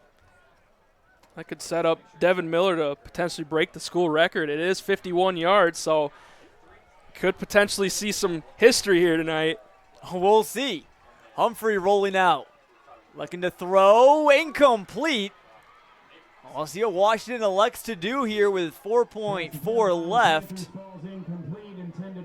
Boy, how about the statistician himself, Owen Divell, bringing that up from the archives, knowing the school record for Washington field goals, and they will. We might see history here, folks. Devin Miller coming on for what could be a school record long field goal. Now, last week he was a perfect 6 for 6 on his extra points. On the season, he's made 3 of 4 field goals, with the longest one being 41, which also occurred last week. So, big opportunity for him to make a moment for the Panthers. To go up by 2 touchdowns. Miller. It is just barely good from 52. Devin Miller squeaks it by for 3 more. And that's how the first half ends. Wow, what a kick. What a kick. In high school football, it can be difficult times to have a kicker, even do 20 or 30-yard field goals, but from 52, that's not only college range, that's NFL range, John, and that is a great kick, and what a huge just boost to go in the halftime. Not that, Washington was lacking any. They had a really great first half, but to get that extra point as you go into half, that was huge, and they're going to have a, quickly talk about some things that they might have to fix, but overall, the vibes are high here in Washington. Devin Miller into the locker room, right? He's probably earning all sorts of pats on the backs. That is a huge kick, and the crowd loved it, and rightfully so. I don't know if they know if it's history or not, but it doesn't matter. Washington leading 17-3 after the first half. We'll take a quick break here on CIProud.com. Second quarter was brought to you by United Way. Want to thank them and all the rest of tonight's sponsors as well. Again, we'll take a quick break here and come back in our Bob Grimm Chevrolet halftime show on CIProud.com. At Papa John's, we start with better. Like taking marinated oven-roasted chicken and tossing it in our hot lemon pepper sauce. Or how we hand-toss our fresh, never-frozen signature dough made from 6 simple ingredients. And now, our dough can save you dough when you order from the Papa Pairings menu. Get 2 or more Papa Pairings favorites for just $6.99 each. Better ingredients, better pizza, Papa John's. Order now on the app. At Pepperell Chiropractic, we treat our patients like their family. Our caring staff sees all ages and provides chiropractic adjustments, acupuncture, massage therapy, and more. Visit us in Peoria or at pepperellchiropractic.com. Start your career working in the electrical industry with great wages, benefits including guaranteed retirement income, paid health care, dental, vision, 401k, and more. We have positions open now with IBEW Local 34. Be a part of the electrical team on the front lines of the electrical revolution. Join us on the cutting edge of training in new electrical technology. Contact us today at PeoriaJATC.com. Hi, we're John and Kristen Taylor, owners of Jolliffe Glass. Have a cracked windshield? Make Jolliffe Glass your first call. We will handle the rest. Jolliffe Glass, we're the quality folks. Hi, I'm Webb. I'm the sales manager here at Perfect Choice. We offer windows, siding, roofing, and full bathroom remodels. When you purchase windows from Perfect Choice Exteriors, one of the biggest trends that we've seen in the market with talking with hundreds of homeowners throughout every year is they want something that is going to be able to save them money, not just now, but in the future as well. What sets Perfect Choice apart from all the other companies in the area is we're family owned. We want to come out many times, come and inspect the project, protect your family, protect your home. That's our goal.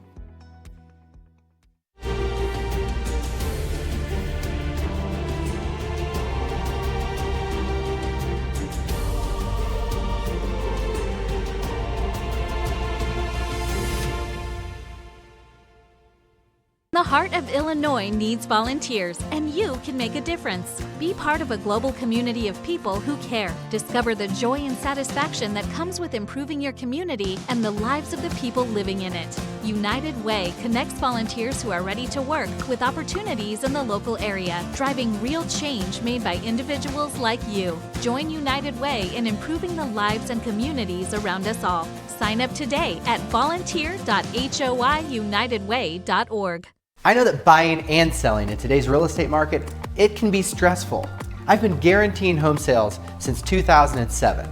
Call Adam Merrick Real Estate and I'll take the stress out of your next move. I'll have an offer to you in 48 hours, guaranteed. And welcome back to Dunlap, or Washington I should say. I'm confused about where I am. Should be no surprise though, with the Pantherplex there, one of the best facilities and areas to watch a game in the area. We're here at our Bob Grimm Chevrolet halftime show. The Washington band is on the field, but earlier this week I had the chance to catch up with Max Sutter, not about his on-field exploits, but about a special person that sits just a few yards behind the end zone that he's shared some special celebrations and a long-time bond with. Have a look. We'll be right back after this. I'm here with Max Sutter, who is dwarfing me by nearly a foot here at Dunlap football field. And Mac, obviously a great season for you guys and the Eagles so far, but I wanted to ask you about something maybe not as directly related on the field, rather maybe a few yards behind it. We've been seeing you celebrating with a friend in the back of the end zone. Tell us a bit about him, what's his name, and how you guys became friends. Oh, yeah, it's Finley Bishop. He's my guy. He's actually played in the YMCA Flag Football League with him when we were pretty young. I was probably in fifth or sixth grade, and Finley and I were on the same team, so we'd always had a good bond since then. And then he's always in the back of the end zone, so I always got to go up and show him some love. Definitely, and I'm sure that, obviously you guys are great friends. Anyone else on the team as close to him as you are? Is there are you his favorite player at all? Or yeah, I mean, I hope I am. I bet he'd say that, but everyone loves him, and Finley loves the team, so he's a great part of the team. We have him as basically as our team, even though he's not on the team. So Definitely. And, Mac, I know obviously there's, so much going on, especially for you, recruiting, decisions, stuff like that. Does just being around him and seeing him, does that kind of, just alleviate all of that at all? Or? Yeah. I still talk to him about recruiting and stuff, but Finley always puts a smile on people's faces, so it's awesome always talking to him. He's just a good person to always go and talk to. And then, Mackie, how much do you and Finley, talk football? Do you guys talk high school football, college, NFL? We're always talking NFL because he likes the Bears and I like the Browns, so we're always talking a little crap with each other, and I'm always messing with him about how the Bears are having another bad year, but I don't know how much I can say because the Browns aren't having the best year this year. Hey, and the Bears are up 2 this year, at least for now. We won't count our chickens just yet with them, but he's always there in the end zone for you guys, always supporting. Just how inspiring is it to see something like that, just, always just giving it their all, even if they're on the sidelines? Oh, yeah, it's actually pretty cool because last year he was a senior.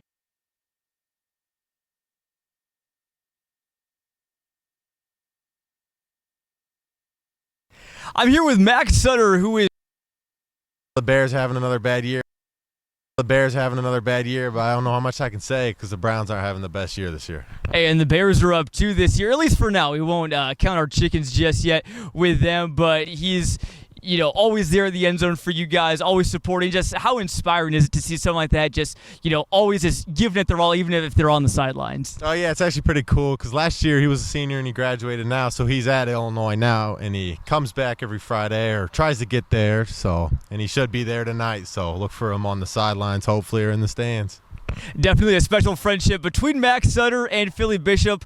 And last question for you, Matt. Just want to talk briefly about the game. Obviously, big game against Washington. It always is every year. What's going to be the biggest key for you guys here tonight?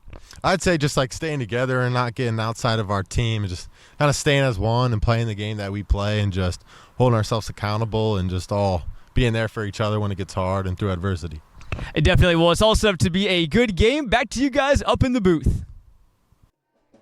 And welcome back into Washington. Band putting on a great show here at halftime at Babcook Field. And we're joined in the booth by a special guest, Eric Schermerhorn, the head basketball coach of Washington boys basketball team, and also the PA voice here at Babcook Field tonight. Eric, always a pleasure talking with you. Glad you're here with us. Thanks for having us up. What'd you think of that Devin Miller field goal there, 52-yarder? Well, that was the longest kick I've ever seen in high school with my own 2 eyes, by far. And again, I think it could have been good from maybe 54, 55. He had a couple more yards on that, I think. Pretty darn good student in AP U.S. history, too. Well, also AP U.S. history teacher Eric Schermerhorn as well. And Eric, again, basketball season coming up.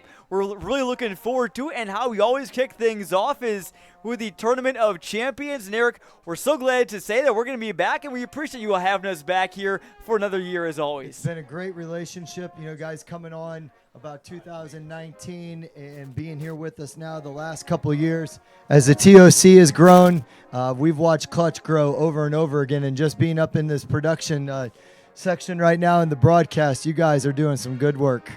Well, definitely. And, Coach, again, such a star-studded field every year. Let's first talk just a little bit about the basketball. You've unveiled the field. Maybe who are some of the big names, big players, big teams that are going to be coming to town here? So I know you all can't see me at home, but I've had a cheat sheet in front of me. We have got 15 top 150 players this year coming to the KBM TOC.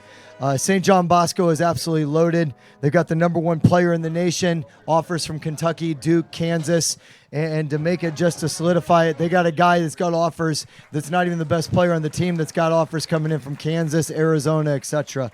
Plus Elsie Harrington, too, I believe. I remember Harrington going to Harvard. He's been in the tournament a couple years ago, and he's back now as a senior. I remember him from a couple years ago. That was a great John Bosco team from California. And, Eric, again, I know you put so much in that tournament. There's a whole committee that puts so much in that tournament. What is it all like, putting something like that together? Because it truly starts the day that the tournament ends of the previous year. So it is a team effort. It's completely collaborative between a committee and a board that runs the KBM TOC. About 24 just dedicated volunteers that have full-time families and full-time jobs. And here they are putting together a tournament with 25 teams over 5 days and one gigantic cause. And that's taken on glioblastoma. And these nationally ranked teams and these nationally ranked players, along with some great local talent, makes for 5 great days inside Torrey Gym. Definitely, you're not going to want to miss a second of the action on ClutchSportsIL.com as well. You mentioned, again, it's tournament for a great cause, again, supporting the KB Strong Foundation in honor of former Washington boys basketball coach Kevin Brown. For more information on how you can help fight glioblastoma, visit kbstrong-fightingthefight.com. Again, such a great organization, such great people to work with every year. Eric, we're so glad to be back. I appreciate it, and we're so lucky to have OSF and a lot of our great sponsors out there that are helping us make this happen along with Clutch. So thank you for everything you've done. Eric, we appreciate it as always. Again, Eric Schermerhorn, ladies and gentlemen, here in the booth with us on CIProud.com. Again, halftime rolls on. We'll take a quick break and be back from Washington after these messages.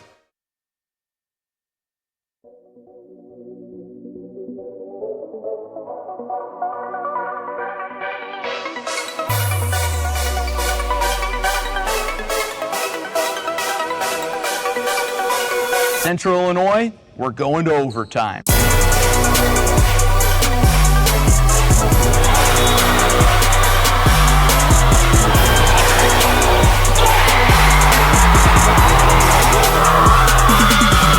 After 4 years of preps coverage in Central Illinois, Clutch Sports Media is ready for a new era. CSM Overtime. What is CSM Overtime? We're going beyond the broadcast to give you in-depth coverage of your teams, Your stories. Your stats and standings. your highlights and action shots.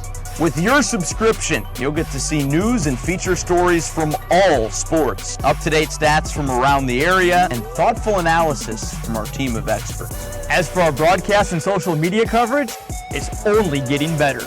With your support of Clutch Sports Media Overtime, we'll continue to grow our free broadcast coverage with more sports, more games, and more innovation. And thanks to our partnership with Too Efficient Media, your social media feeds will be filled with Central Illinois' best sights and sounds. CSM Overtime will also give you access to full galleries from some of the most talented photographers and videographers in our region. As the new season approaches, it's time for more. More action. More stories. More coverage of all Central Illinois sports. It's Clutch Sports Media Overtime.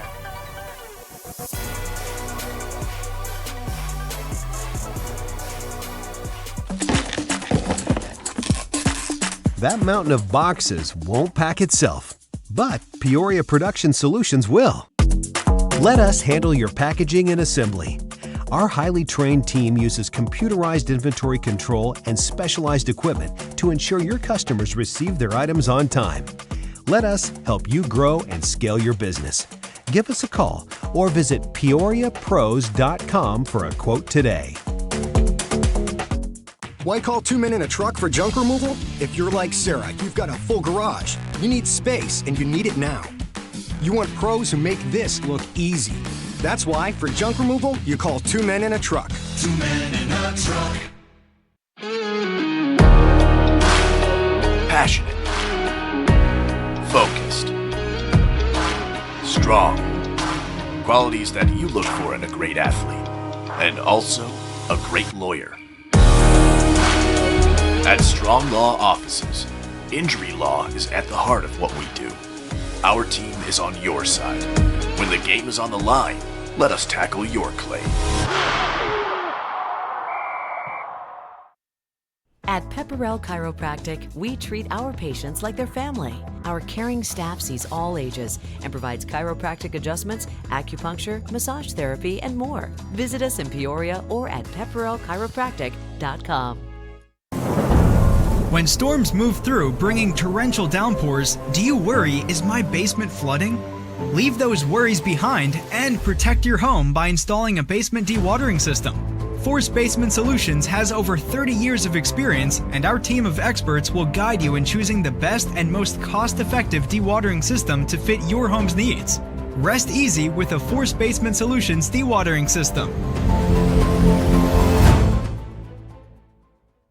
The Bob Grimm way starts with us. The Bob Grimm experience, what I like is that, you put customers first, make sure we meet every expectation and make a long-lasting relationship with them so that, they know that we're here for them and for their friends and family. Don't try to put someone in a car that is not going to work for them. If you don't have what they want, try to get it, the proper vehicle. Again, just treat people the way you'd want to be treated.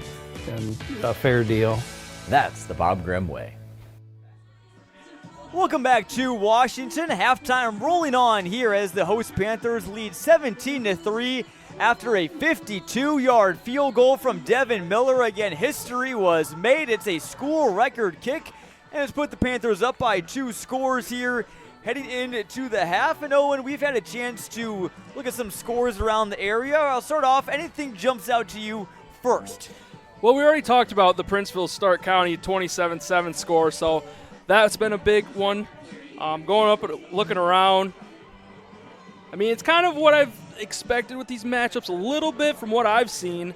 Pekin's up 35-0. You got Normal West, who's up big as well, 35-6. And then Peoria up 44-0 on Central. So, I mean, kind of a little bit of what people might have expected. Definitely. Not a ton of close games right now, though you look kind of on the further edges of our coverage area. Maroa Forsyth, the number 1 team in Class 2A, is getting a game out of Olympia, who's in our coverage area, 35-25. Maroa Forsyth leads in the third quarter. Got Normal Community up big on Danville, 56-12. Bloomington and P&D, that's a big game. 5-1 Purple Raiders, 4-2 Irish, who have won 4 straight.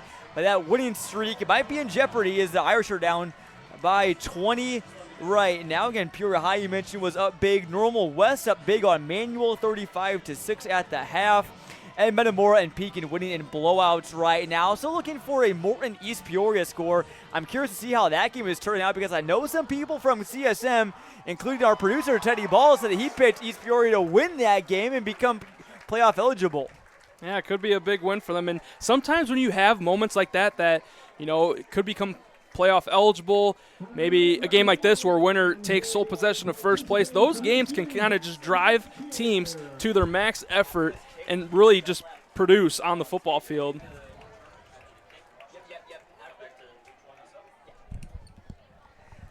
All set for the third quarter kickoff here. Dunlap, again, still in this game. Only down 2 scores, but they will give the ball back to Washington. Remember, Panthers deferred.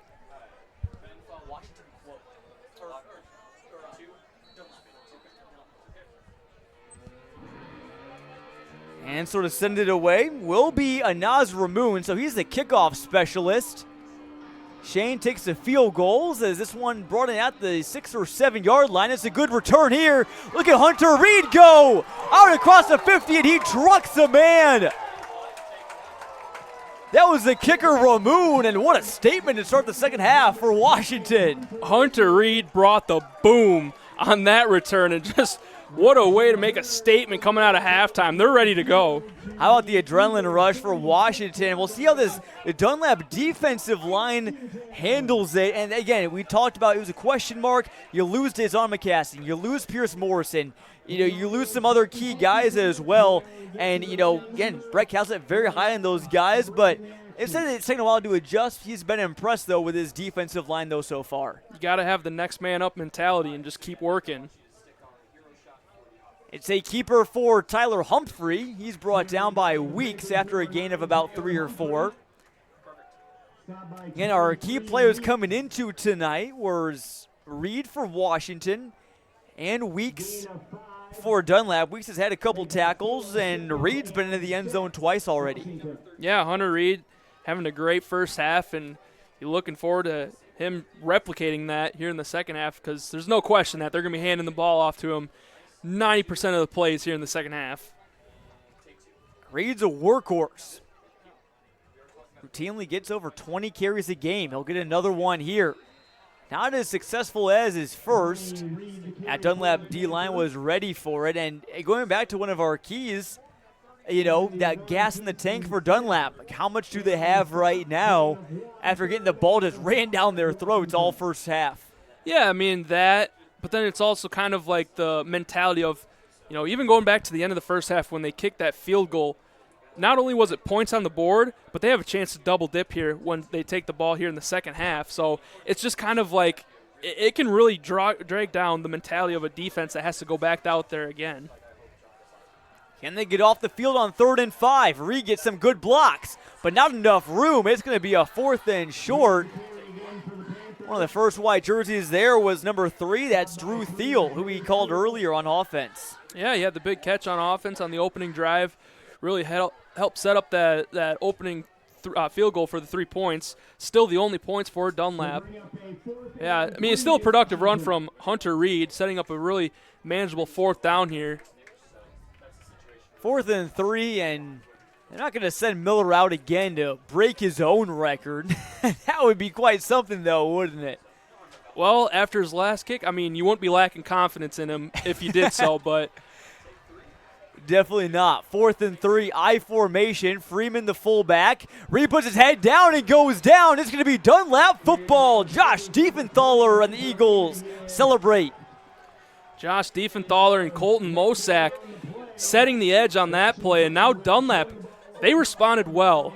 You know, they go on defense right away, down 2 touchdowns, looked like Washington was going to drive yet again, but they get the 4th down stop, and now they start their own possession near midfield. This is a crucial moment. See if they can build off of that. You got to play complementary football if you want to win football games, and this could be a big moment for Dunlap right here. It certainly could be work to do, but time to do it. And one of the better field positions that the Eagles have had since early in this game.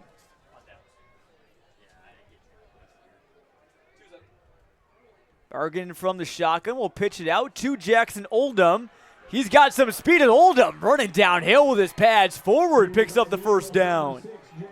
Yeah, just another good play for Dunlap, and Oldham with a chain reset of a run. Watch Carter Quinn he shot the middle on a blitz, but he kind of took what some people might call a banana curve. He got out of position, and he tried making a shoelace tackle and couldn't quite get Oldham's legs.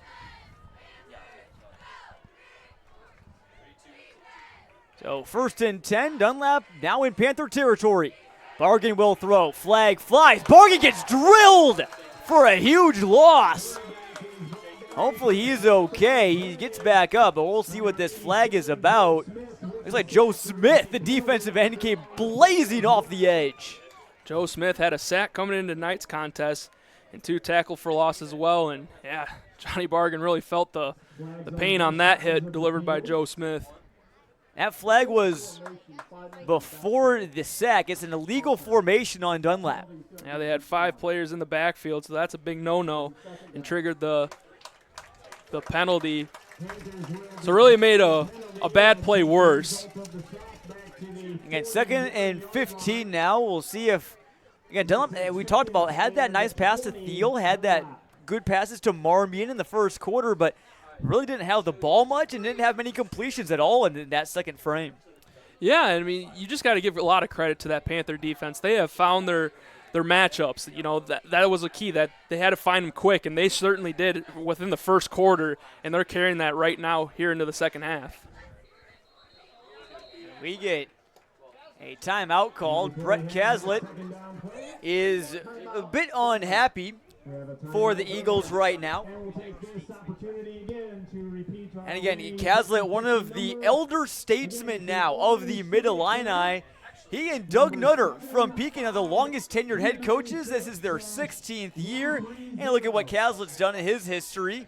Stop at Fieldcrest and also with the United States Marines as well. Yeah, I mean, just the definition of, hard work, just a, gritty mentality, and he can bring those philosophies to his football team. Just a, world class of a coach and a man Brett Caslett is.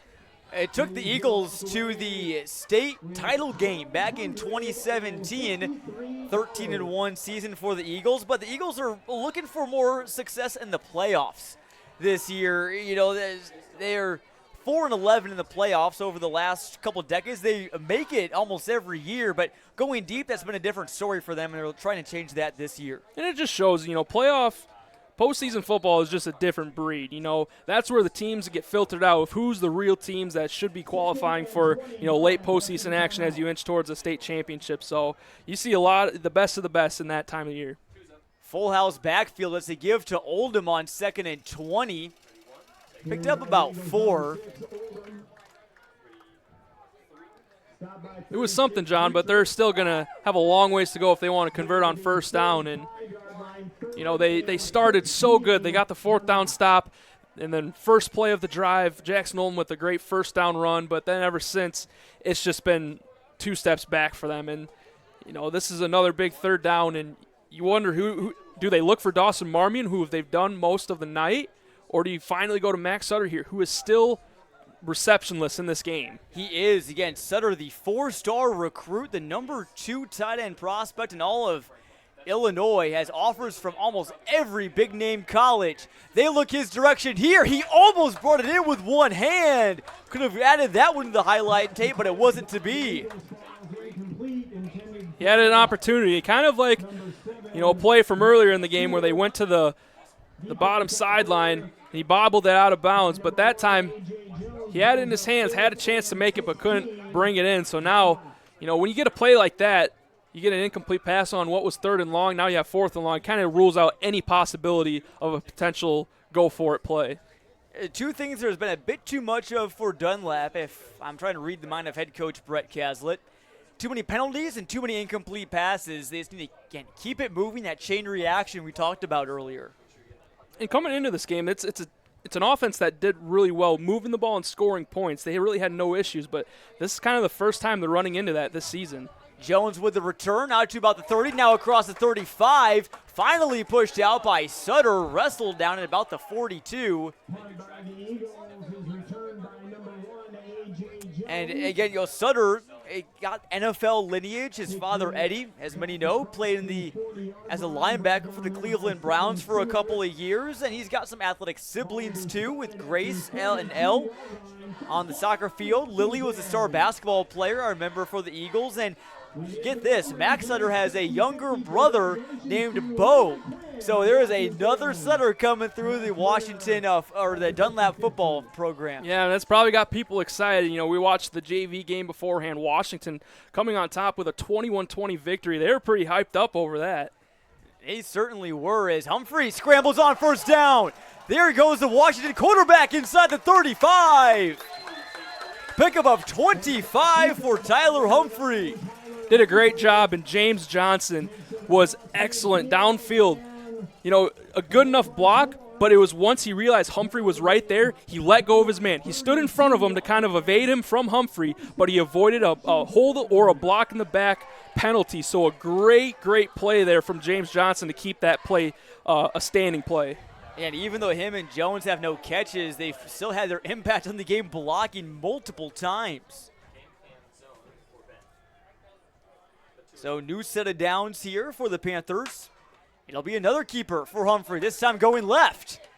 He runs into a man. That was Weeks, and a flag flies. And this is going to be a hold on Washington. Yeah, it looked like it came in late towards the end of the play. Probably a Panther lineman just hooked an Eagle defender just right and especially in front of the head official. Grabbed onto a talon just a bit too much there. Although I can assure you that no Dunlap players actually have talons for arms or hands or legs, of that matter. I would hope not. Well, hey, you'd be wondering what's in the water in Dunlap. Oh, man. 1st and 17 now, spot foul. Happened at the 29. Need to get down to the 22. It'll be a handoff to Reed, who's got a hole, and he's got no one in front of him. It's a hat trick for Hunter. 3-possession ball game now as Hunter Reed scampers in from 39 yards out. And it really looked like Hunter Reed went untouched on that play. Not too often you see a running back take a handoff up the middle and not a single defender puts a finger on him. But that time just had a wide open hole, and he went right through it. And just another week, another dominant performance from Hunter Reed. I mean, it's just almost like clockwork at this point. And the PAT from Miller is up and good.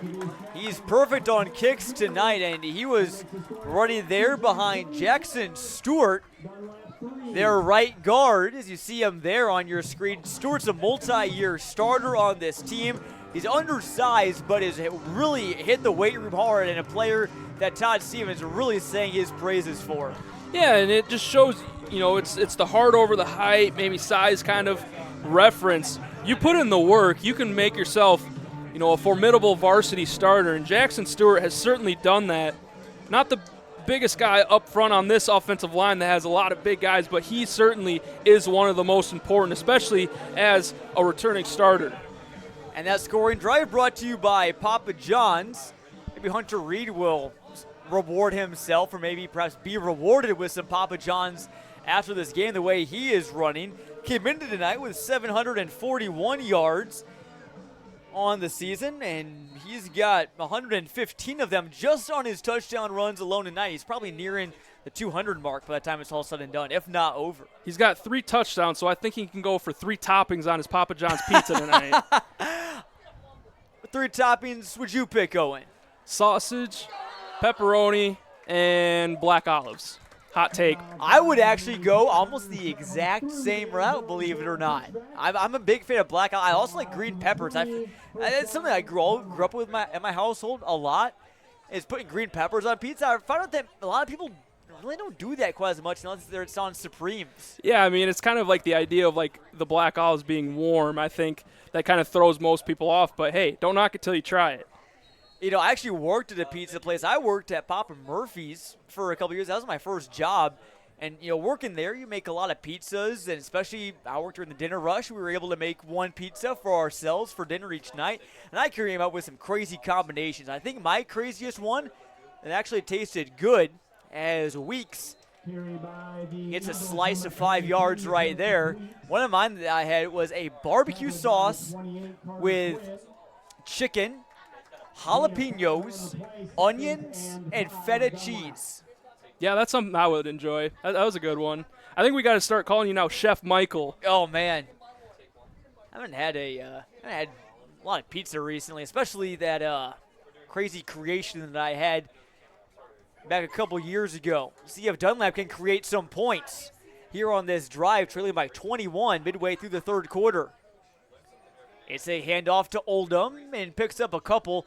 Now Dunlap's in a position they haven't been in some time. A 3rd and short keeps them ahead of the game and could go for it on 4th. Yeah, just staying ahead of the downs. Something that they've gotten in trouble with a little bit tonight. But watching them run the football, they have good running backs, but it just feels like this offensive line is having a hard time reaching that 2nd and 3rd level of their blocking assignments, which allows this front 7 of the Panthers defense to just collapse right at the line of scrimmage. You saw Oldham have a good carry there. It was wiped out by that penalty on the last drive. Not a ton of long runs or long completions from Dunlap tonight. Oldham gets it on 3rd down here, and he's got the first down by just a yard or so. Oldham, the transfer from Father Lopez High School down in Daytona Beach, Florida. I'll give a quick shout out. Want to say our thoughts and prayers with everyone affected by Hurricane Milton. My parents live not far from Daytona, thankfully on the East Coast. They weren't quite as affected, no damage. Their power stayed on, no floods, nothing, but a lot of people down there severely affected by that hurricane. Yeah, just got to hope for the best, and especially your family, John. Just make sure everyone stays safe. Hey, Dunlap goes with a safe play here. A little halfback screen to Oldham. Another pickup of about 6. So we're seeing Oldham getting a little more involved here with the offense. Did a good job last time resetting the chains, and that time gets the ball again. Coming into tonight, he had 224 yards on the ground and 6 touchdowns. And only 1 catch, but it was a 49-yard touchdown catch, so he can do it through the air as well. That's the epitome of efficiency right there. So is 8.6 yards per carry coming into tonight.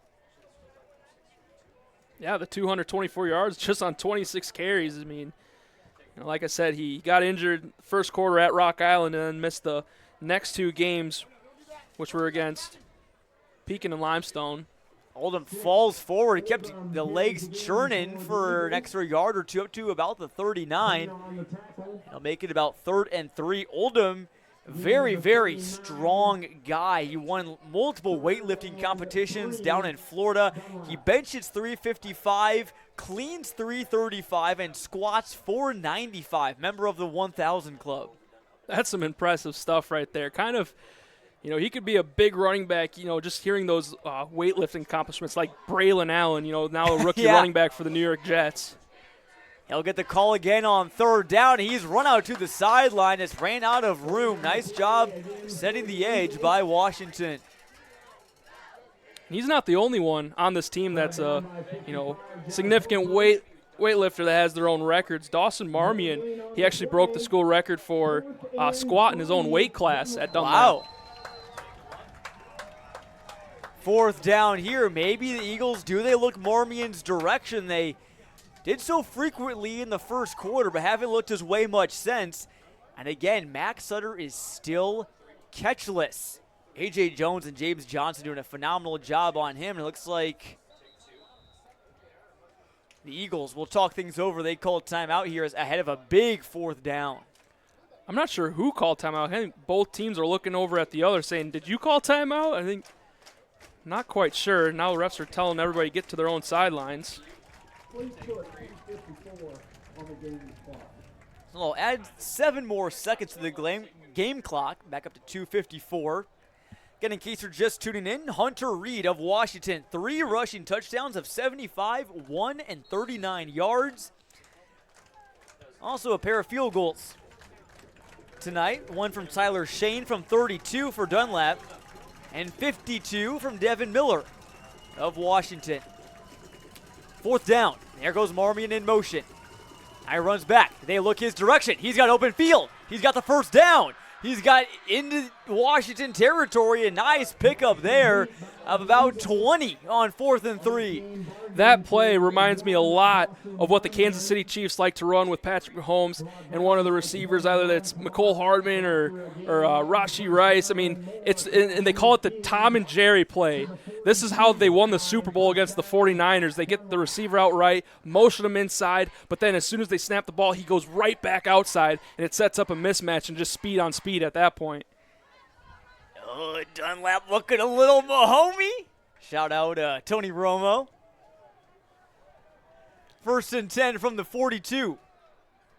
I assure you, Tony Romo not in the booth tonight. Bargan looking long. Would have been a tough pass to catch for Sutter, and Jones was just on him like a blanket. Right there, just step for step once again. And Sutter, I mean, he's just, visibly, it just kind of looks like he's getting frustrated at this point. Like I said, no catches yet. They are going his way. He's got about 5 to 7 targets, but there's just something that's not quite clicking between him and Bargan right now. And Bargan is, throwing some high balls his way. Sitting at 6'4", his release point is a lot higher than most quarterbacks, but Max Sutter's a lot taller than most tight ends too, again at 6'6". And Sutter's got offers from 8 of the current top 10 teams in the AP rankings in college football right now: Ohio State, Oregon, Penn State, Georgia, Miami, Alabama, Tennessee, and Ole Miss, plus 25 others as well, including Illinois and Iowa. Isn't that something, John? I mean, it's not often you get to see players like that on the high school field. Just, pick your school at that point. You can go anywhere at that point. And they're just, truly special to watch. And, you want to watch them while you can, because before long they'll be off at those prestigious schools. 2nd and long, a nice run here from Oldham, who's still on his feet. Freeman tried to rip the ball out, was unsuccessful, and Oldham, one of his better runs of the night. Yeah, Freeman did a great job just trying to make the play. Always got to appreciate a defender going the extra mile to try and create the turnover. Maybe if he would have tried to do the peanut punch, maybe he would have gotten it. Couple ways to try and tear out the football. 10-yard pickup for the senior. Now we're seeing Dunlap moving to Washington territory. Clock coming down to the end of the 3rd quarter. If they could score a touchdown here, now you go into the final quarter only down 2 touchdowns, so could make it interesting, but they're going to have to finish this drive, which they haven't done so tonight. Split backfield with Weeks and Oldham. It's Weeks with the carry. 3rd and 5. He got awfully close to the sticks. We'll see where forward progress marks him. From here, it looks like I think he got it, Owen. Oh, he might be just short. Easy decision, I think, to go for it. Yeah, down 3 touchdowns, it's almost a given that you're going to go for it. They bring in some extra blockers, Dunlap does, including their fullback, Wyatt Hoagland, with Oldham in the backfield. They hand it off to him. He's close, but I'm not sure he got that one. Ran into a wall. Washington was pumped up initially, but we're not quite sure. Panthers did a good job just collapsing on Oldham right away. Or no, sorry, that was Joseph Weeks. And it's a first down for Dunlap. Oldham just barely got it. Oh, it was Oldham. Or maybe I was mistaken. My apologies. There are a lot of white jerseys in that big scrum. What really matters, though, is it's a first down, and Dunlap still keeps the chains moving. Yeah, they're still alive here towards the end of the third quarter of their drive.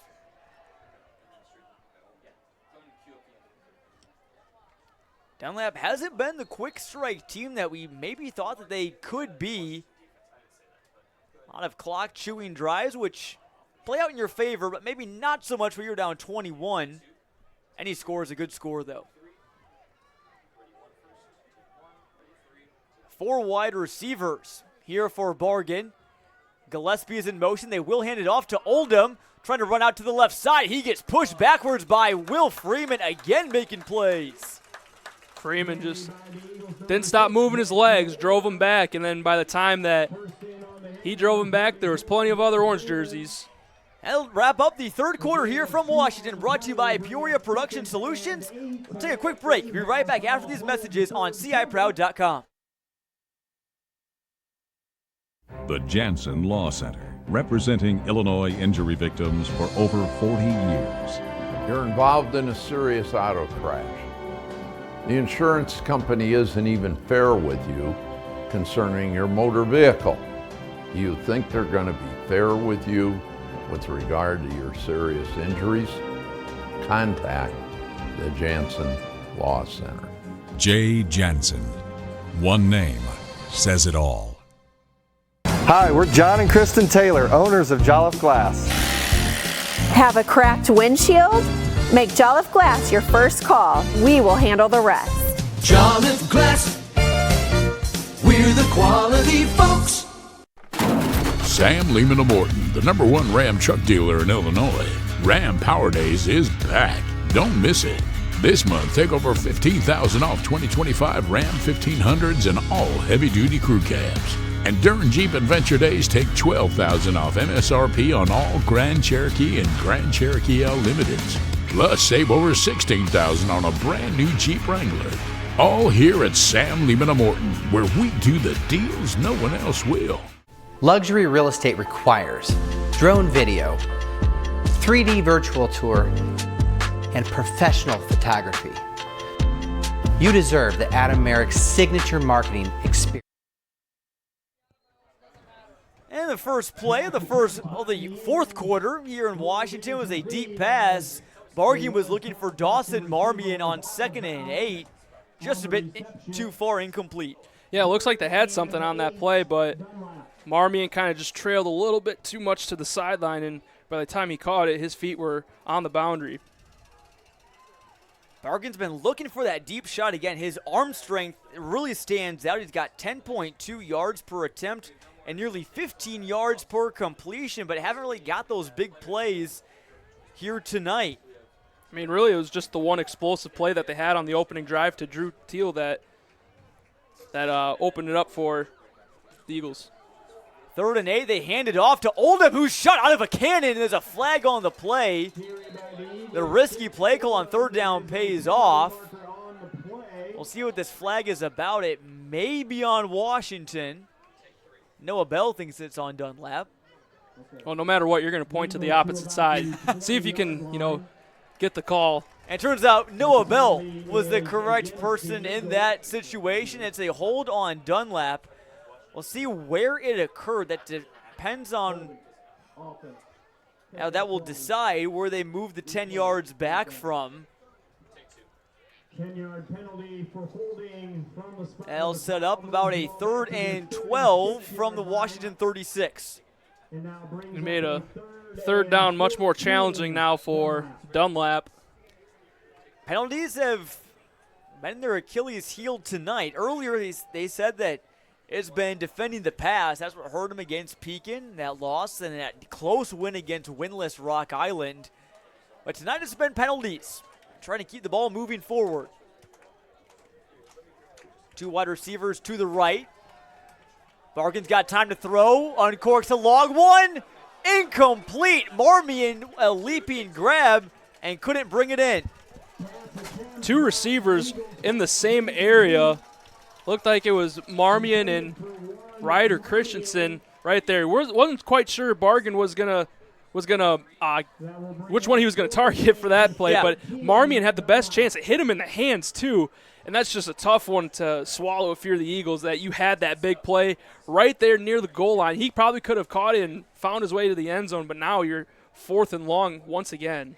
I think something that says something about Washington's secondary is that every ball that Bargan has thrown is a high degree of difficulty to catch. There haven't been many easy throws that he's been able to make tonight because of that coverage. Yeah, it's sticky coverage. That's what it is, and they've done an outstanding job. So hats off to Todd Stevens getting his defense ready. Dunlap borderline needs this one. Looking in the direction of his man Gillespie. There's a flag down. This could be PI. Yeah, thrown in the direction of a... A.J. Jones is upset. That might indicate some things.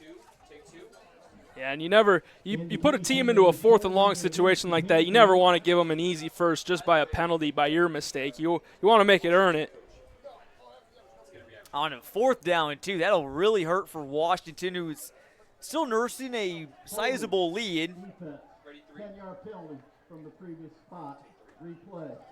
So it'll be a holding call rather than pass interference. It's a 10-yard penalty and still 4th down. So the Eagles still need to pick up 4 yards here from the Washington 26. Yeah, I'm curious what play that the Eagles are going to go with. It's got to be almost a pass. And the Eagles, and perhaps rightfully so, will call a timeout. Talk things over on perhaps what's the biggest play of the game so far. Again, first place in the Mid-Illini at stake. Washington in position for it right now. Dunlap back at 3-1 in conference play. Let's take a look at Dunlap's schedule the rest of the way out, Owen. Just 2 more games left. At Morton and home against Metamora are going to be 2 tough ones for the Eagles to close out. Yeah, I mean, like we said in the opening of this game, that it's the same schedule as last year, where, it was the final 3 weeks where they really stumbled their way into the playoffs with 3 losses against Washington, Morton, and Metamora. So they're going to have to try and, fix what they did wrong last year and then change it to this year. Again, it's tough the way the schedule shakes out. You start 6-0, you have that momentum. Maybe it can look a little deceiving if you end up with a 5-4 or a 6-3 season. Because you start out so well, and kind of that hype is gone if you lose those games. But also at the same time, it gives you chances to work on your craft, work on your game, and save those big games for later when you got things rolling. Certainly. Big 4th and 4, 11-11 here on the clock, and Dunlap is wishing for a first down. As a handoff to Olda, has a nice hole. Gets inside the 20, and that's what he needed for the first down, or about right to the 20. Ashley Furniture Home Store red zone. Dunlap's not ready to go to bed quite yet, John. It feels like this drive could be their last chance to stay within the game. That was another big 4th down conversion. Now they have multiple on this drive alone, just moving the chains. Picked up, I think, 4 or 5 first downs on this drive. This is the best they've moved the ball in some time. Really, since their opening drive, it feels like. They got out to that 3-0 lead, but then Washington has scored 24 unanswered. Now 1st and 10 from the 20. Marmion in motion again. They'll pass. Joe Smith coming hot off the edge. He's looking for Marmion. He's got him. There's the big connection for Dunlap. A much-needed touchdown, and It looked like Marmion, the amount of targets that he was getting, he was bound to find the end zone at some point, and he makes up for that drop he had earlier. Still finds a way to get into the end zone. And now Dunlap, it's still early here in the fourth quarter. A couple stops here and there. Who knows what could happen, but it's a good step forward for the Eagles if they want to find their way back into this ball game. So here comes the point after from Shane. And it is through despite a spirited block attempt for Dunlap. And how about Dawson Marmion? Big-time players make big-time plays. And, he had that near catch, that drop. You come back and you get a big touchdown to keep your team in the ball game.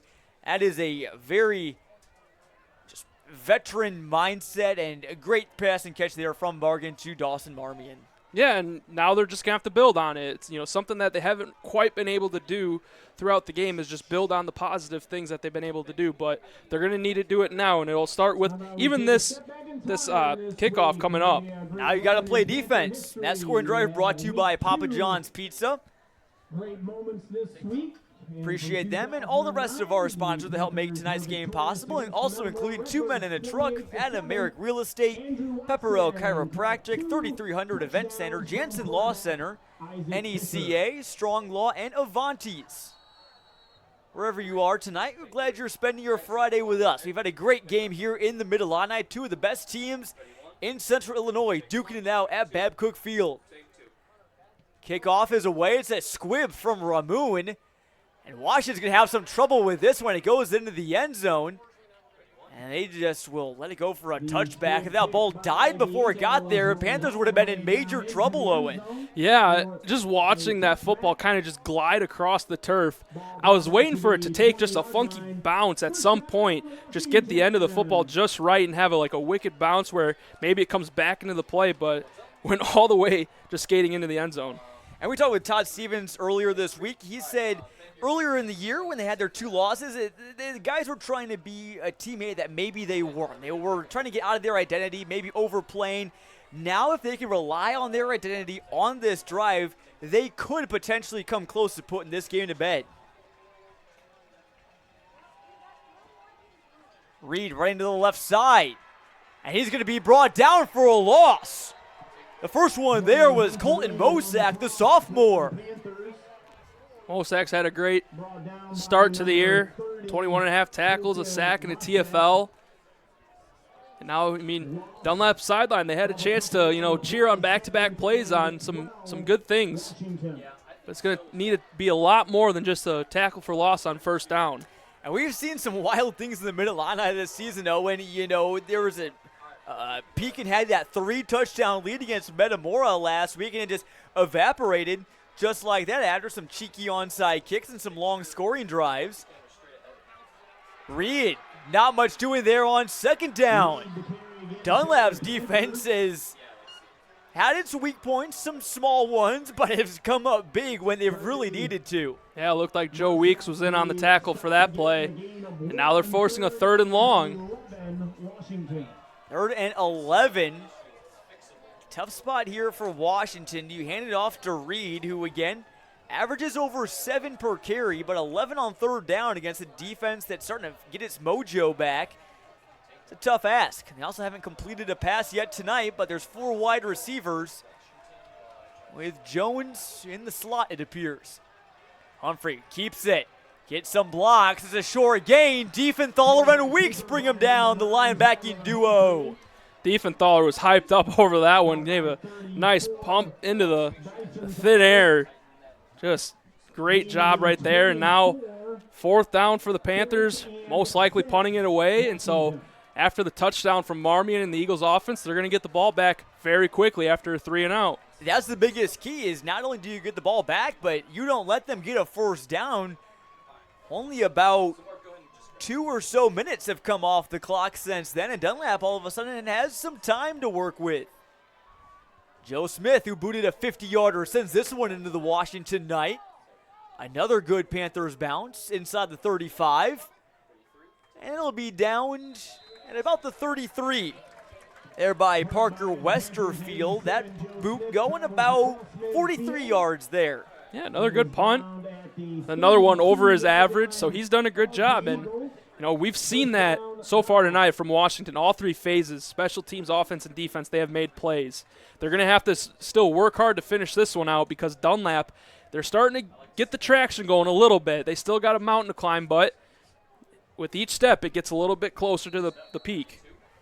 And again, Dunlap's been doing it all without hardly any contributions, at least on the stat sheet, from Max Sutter. He's been in on some tackles and thrown some nice blocks tonight, but still looking for that first catch, although they've been looking his way multiple times.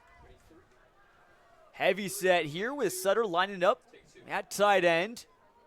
They'll run it to the left. Flag comes out immediately. And Oldham didn't gain much on that play. Wonder if they had too many men in the backfield. After a gain of about 2.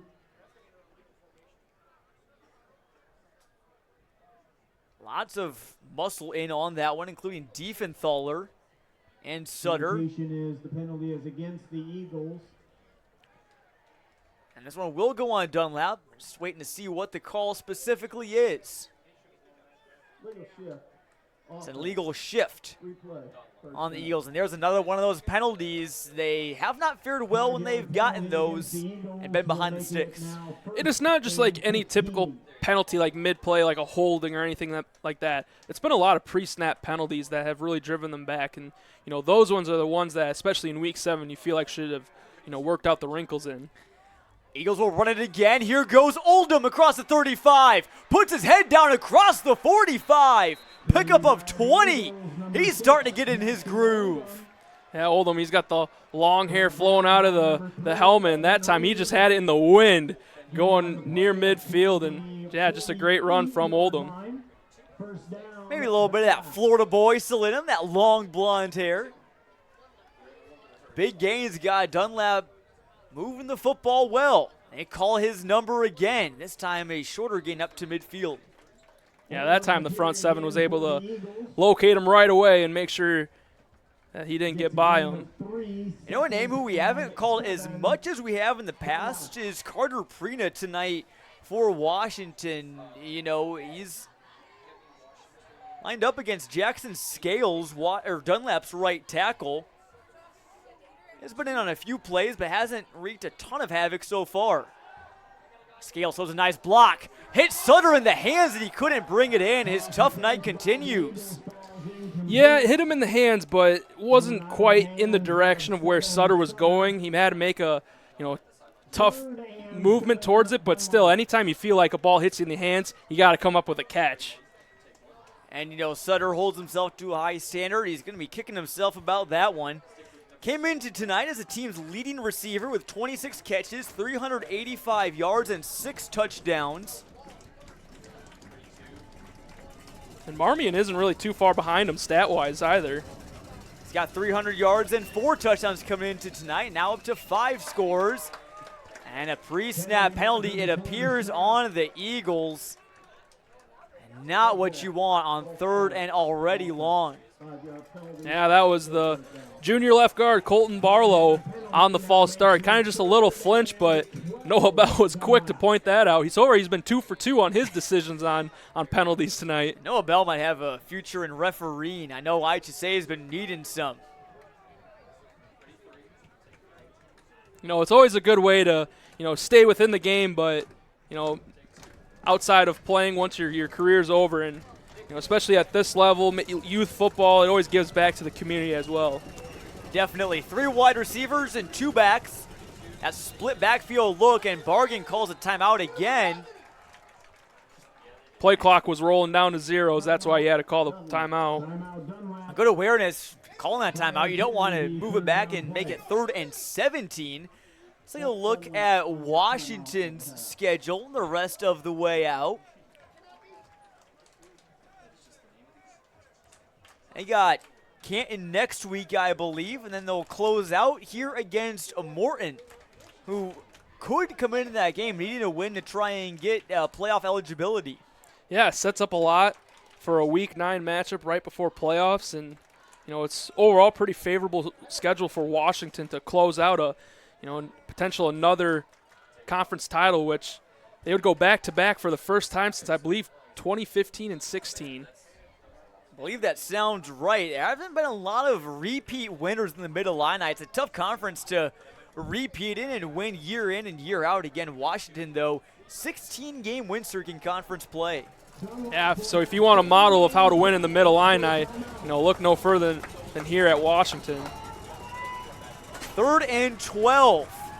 What do the Eagles dial up here with the Washington crowd roaring to life?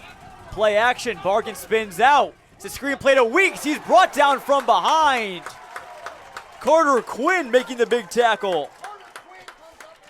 Quinn was right there. He saw the leak man kind of go outside with Bargan. That was Joseph Weeks on the receiving end. And, yeah, Quinn, he's done a great job. Last week he led the team with 5 tackles at East Peoria. He's just done a really good job this year and now sets up a 4th and long for Dunlap. Considering the timeout situation, Dunlap doesn't have any left. They're going to need this 4th down here. They need the 42 of Washington. Lots of men in the backfield for Bargan. Looking in the direction, they didn't even throw it past the sticks. Incomplete.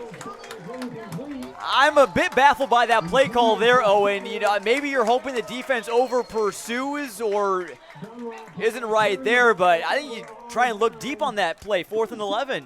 Yeah, I don't know if it was more so play call or if the player just lack of a field awareness where he was. Maybe he felt like he was at the chains, but he wasn't. He was off by a good 4 or 5 yards from the first down, and, yeah, just a critical error.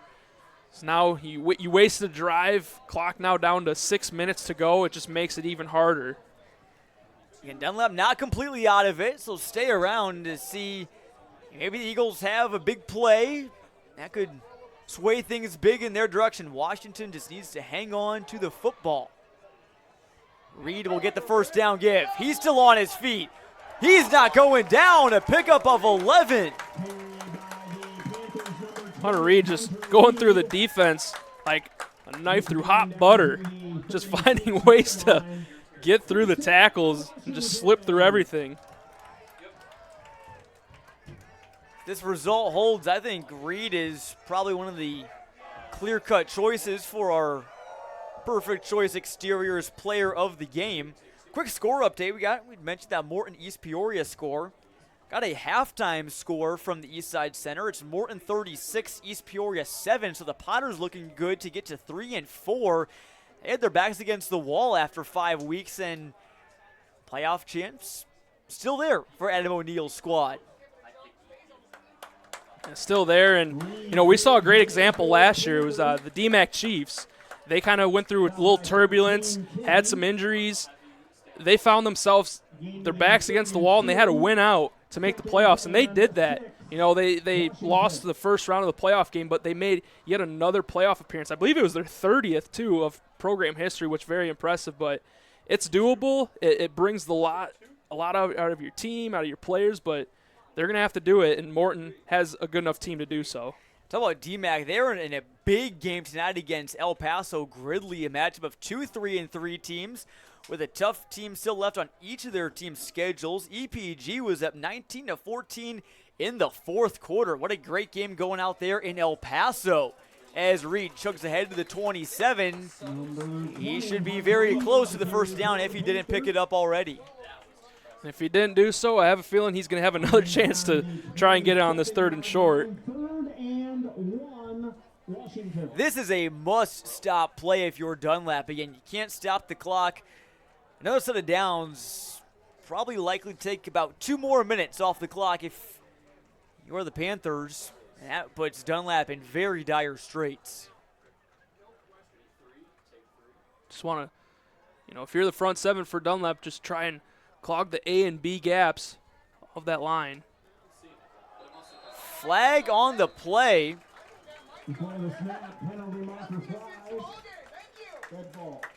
And that is going to go on the Eagles. Another self-inflicted wound. That'll give Washington that first down. You just I'll be shaking your head if you're the Eagles. You had that momentum, and just like that, it all comes crashing down. They knew they've struggled stopping Hunter Reed up the middle consistently tonight. and it was one of the linebackers, I believe Joe Weeks, maybe not, but one of the linebackers that came up, tried to just get the timing right that they could just get across the line of scrimmage as they snapped the ball, but just a little too early, and gives them the automatic first down. Again, ball security is really all that Washington has to worry about right now. Reed got some blocks to the left side. He's inside the 10. He's still on his feet. What a display of running from Hunter Reed, who's in for his 4th touchdown of the night. How about back-to-back weeks with 4 touchdowns? Hunter Reed is just a man on a mission right now, and he's trying to lead this Panthers team to yet another Mid-Illini title. Win tonight would go a very long way in deciding it. Washington 30, Dunlap 10. That would keep them perfect in conference play and send Dunlap down to 3-2. By the way, Pekin should be on track to get to 4-1, so that's their, I should say, maybe biggest competitor at this point. But they do have the head-to-head matchup win over Pekin. They certainly do. They beat them, I believe, 19-9 back in week 4, if I remember correctly. And that Pekin squad, nice to see them kind of flourishing under Doug Nutter again. I'm excited to see maybe we can catch them up with them in the playoffs. Yeah, who knew right away in week 4 that, after a 1-2 start that win could have, saved their season. Really could have. As Miller will try and go 4 for 4 on PATs. And plus that 52-yard field goal going into the half, which was a school record. By the way, it's 31-10, Washington leads. And going back to the Mid-Illini, Owen, there's not a tiebreaker for a championship. If it is split, if Washington does happen to falter in the last 2 weeks, Pekin does win out. Both teams finish maybe 6-1. They would split that conference title officially, even though Washington would have that head-to-head victory. Something that I know has been a kind of a topic of debate. Some people have some certain opinions on it.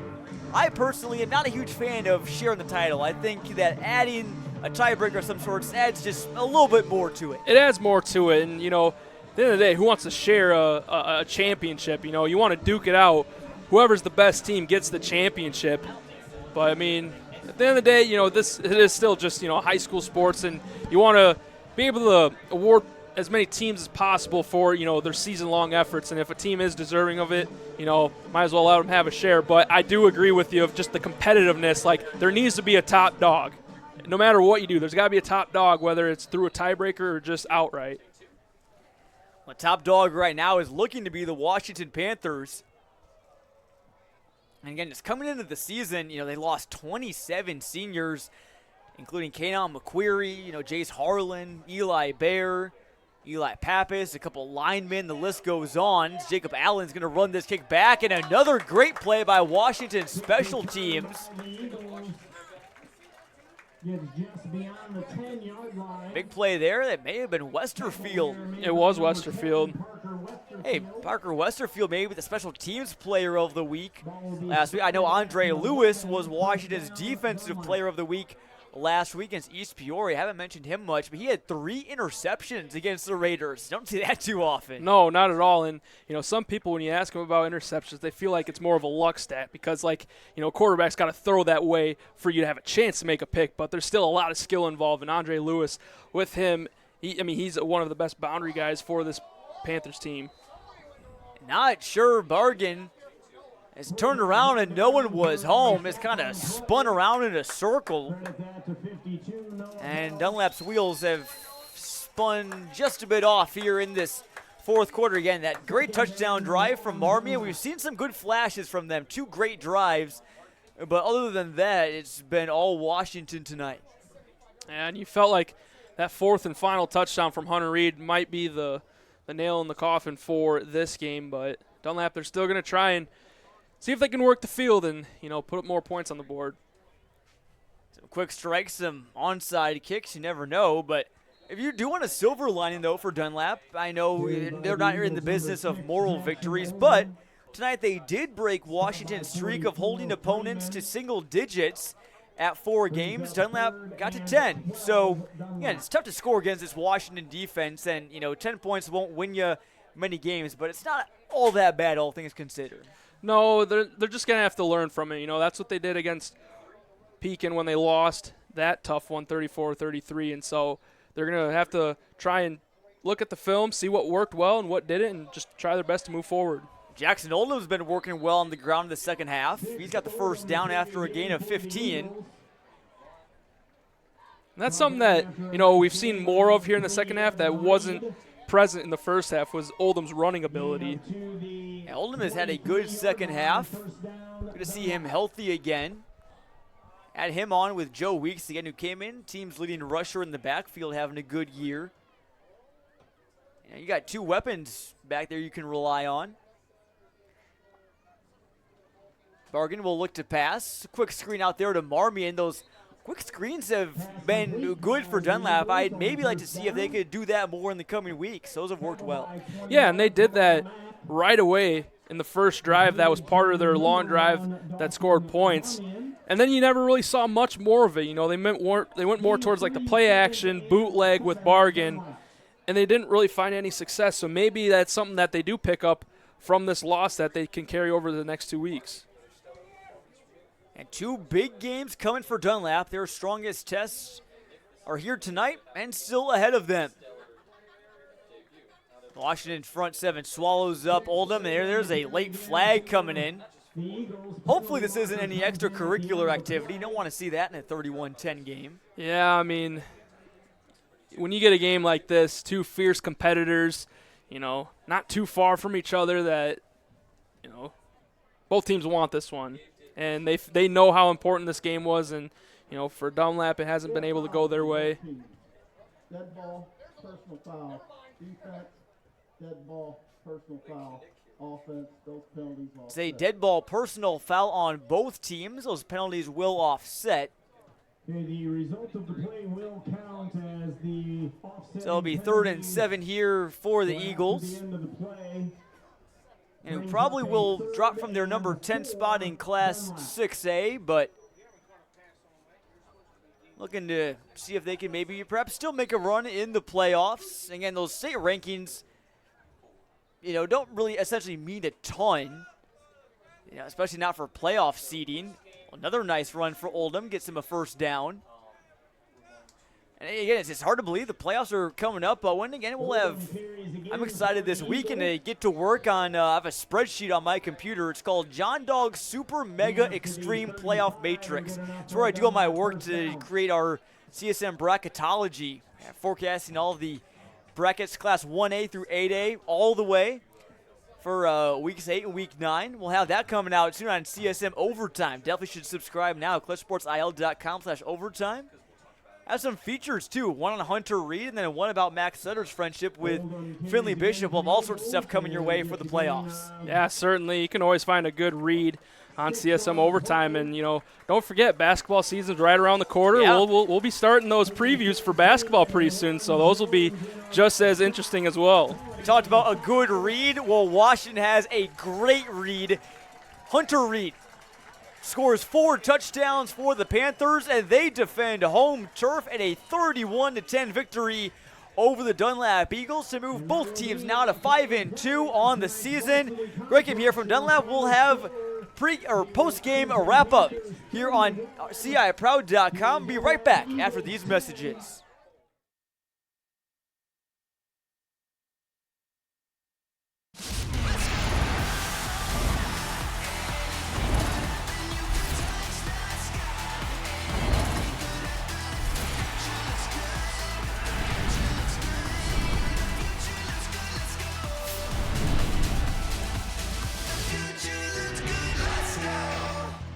Tom Brady, the broadcaster? Guy's got everything in the world. Why do it? Tommy, why? Yeah, Tommy. Why don't you lay on a beach getting fat on pina coladas? Why not buy a soccer team? Got one. Dude, why would they ask why? What are they even talking about? Kid, what they're really asking is, why don't you quit football? They don't understand that you live and breathe for football. Because you're Tom freaking Brady. And one day, you're gonna be the greatest there ever was. Back to work.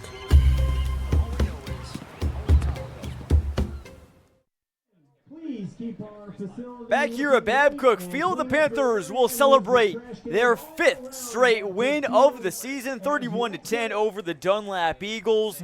They trailed 3-0 early on, but then Hunter Reed has scored 2 straight touchdowns, finished with 4 tonight. Don't have an exact stat, kind of how many yards he had. I think he was probably close, well over 200, I would think. Probably gets him close to near 1,000 on the year. And Owen, I think he's our perfect choice exteriors player of the game. You don't want to get too fancy with this one and try and go outside of the box. Reed was the biggest reason why Washington won this football game tonight in dominating fashion as well. I mean, he had his way. I mean, along with the help of the offensive line, you got to give props to them because their numbers will never show up in a box score. But when you watch a game like this, it is very clear that they won the battle in the trenches tonight, and that allowed Reed to find the end zone consistently. Definitely, Reed was a monster tonight, and he didn't really go down for many tackles for loss. Maybe 1 or 2 here or there. Dunlap's defensive line made some big plays when they needed to, but they couldn't make the big plays every single time. I said it earlier in the broadcast. It's all about playing complementary football. Washington did a better job of that tonight than Dunlap did. Dunlap did have some positive plays. They had some really good moments on defense and on offense. They just never strung them together to create a good sequence of good plays. And in the end, that was just a big difference between these two teams. Definitely. Again, Tyler Shane, a 32-yard field goal for Dunlap, got things started. Then the 75-yard run from Reed, a 1-yard run in the second quarter, putting up 14-3. Then, again, I'd say Devin Miller could have been a finalist for player of the game. Had, PATs plus that school record field goal. That's got to feel good. Maybe we need to tell him that's a school record. I'm not sure who all knows about that. 52 yards, the big leg from the senior. Oh, I'm sure someone will relay the message because you can't let a record go by like that without letting the player know, especially 52. That's, like I said, that is from long distance college NFL range. Gave Washington a big jolt, and Hunter Reed scored from 39, 21 yards out. Dunlap got a second half touchdown from Dawson Marmion.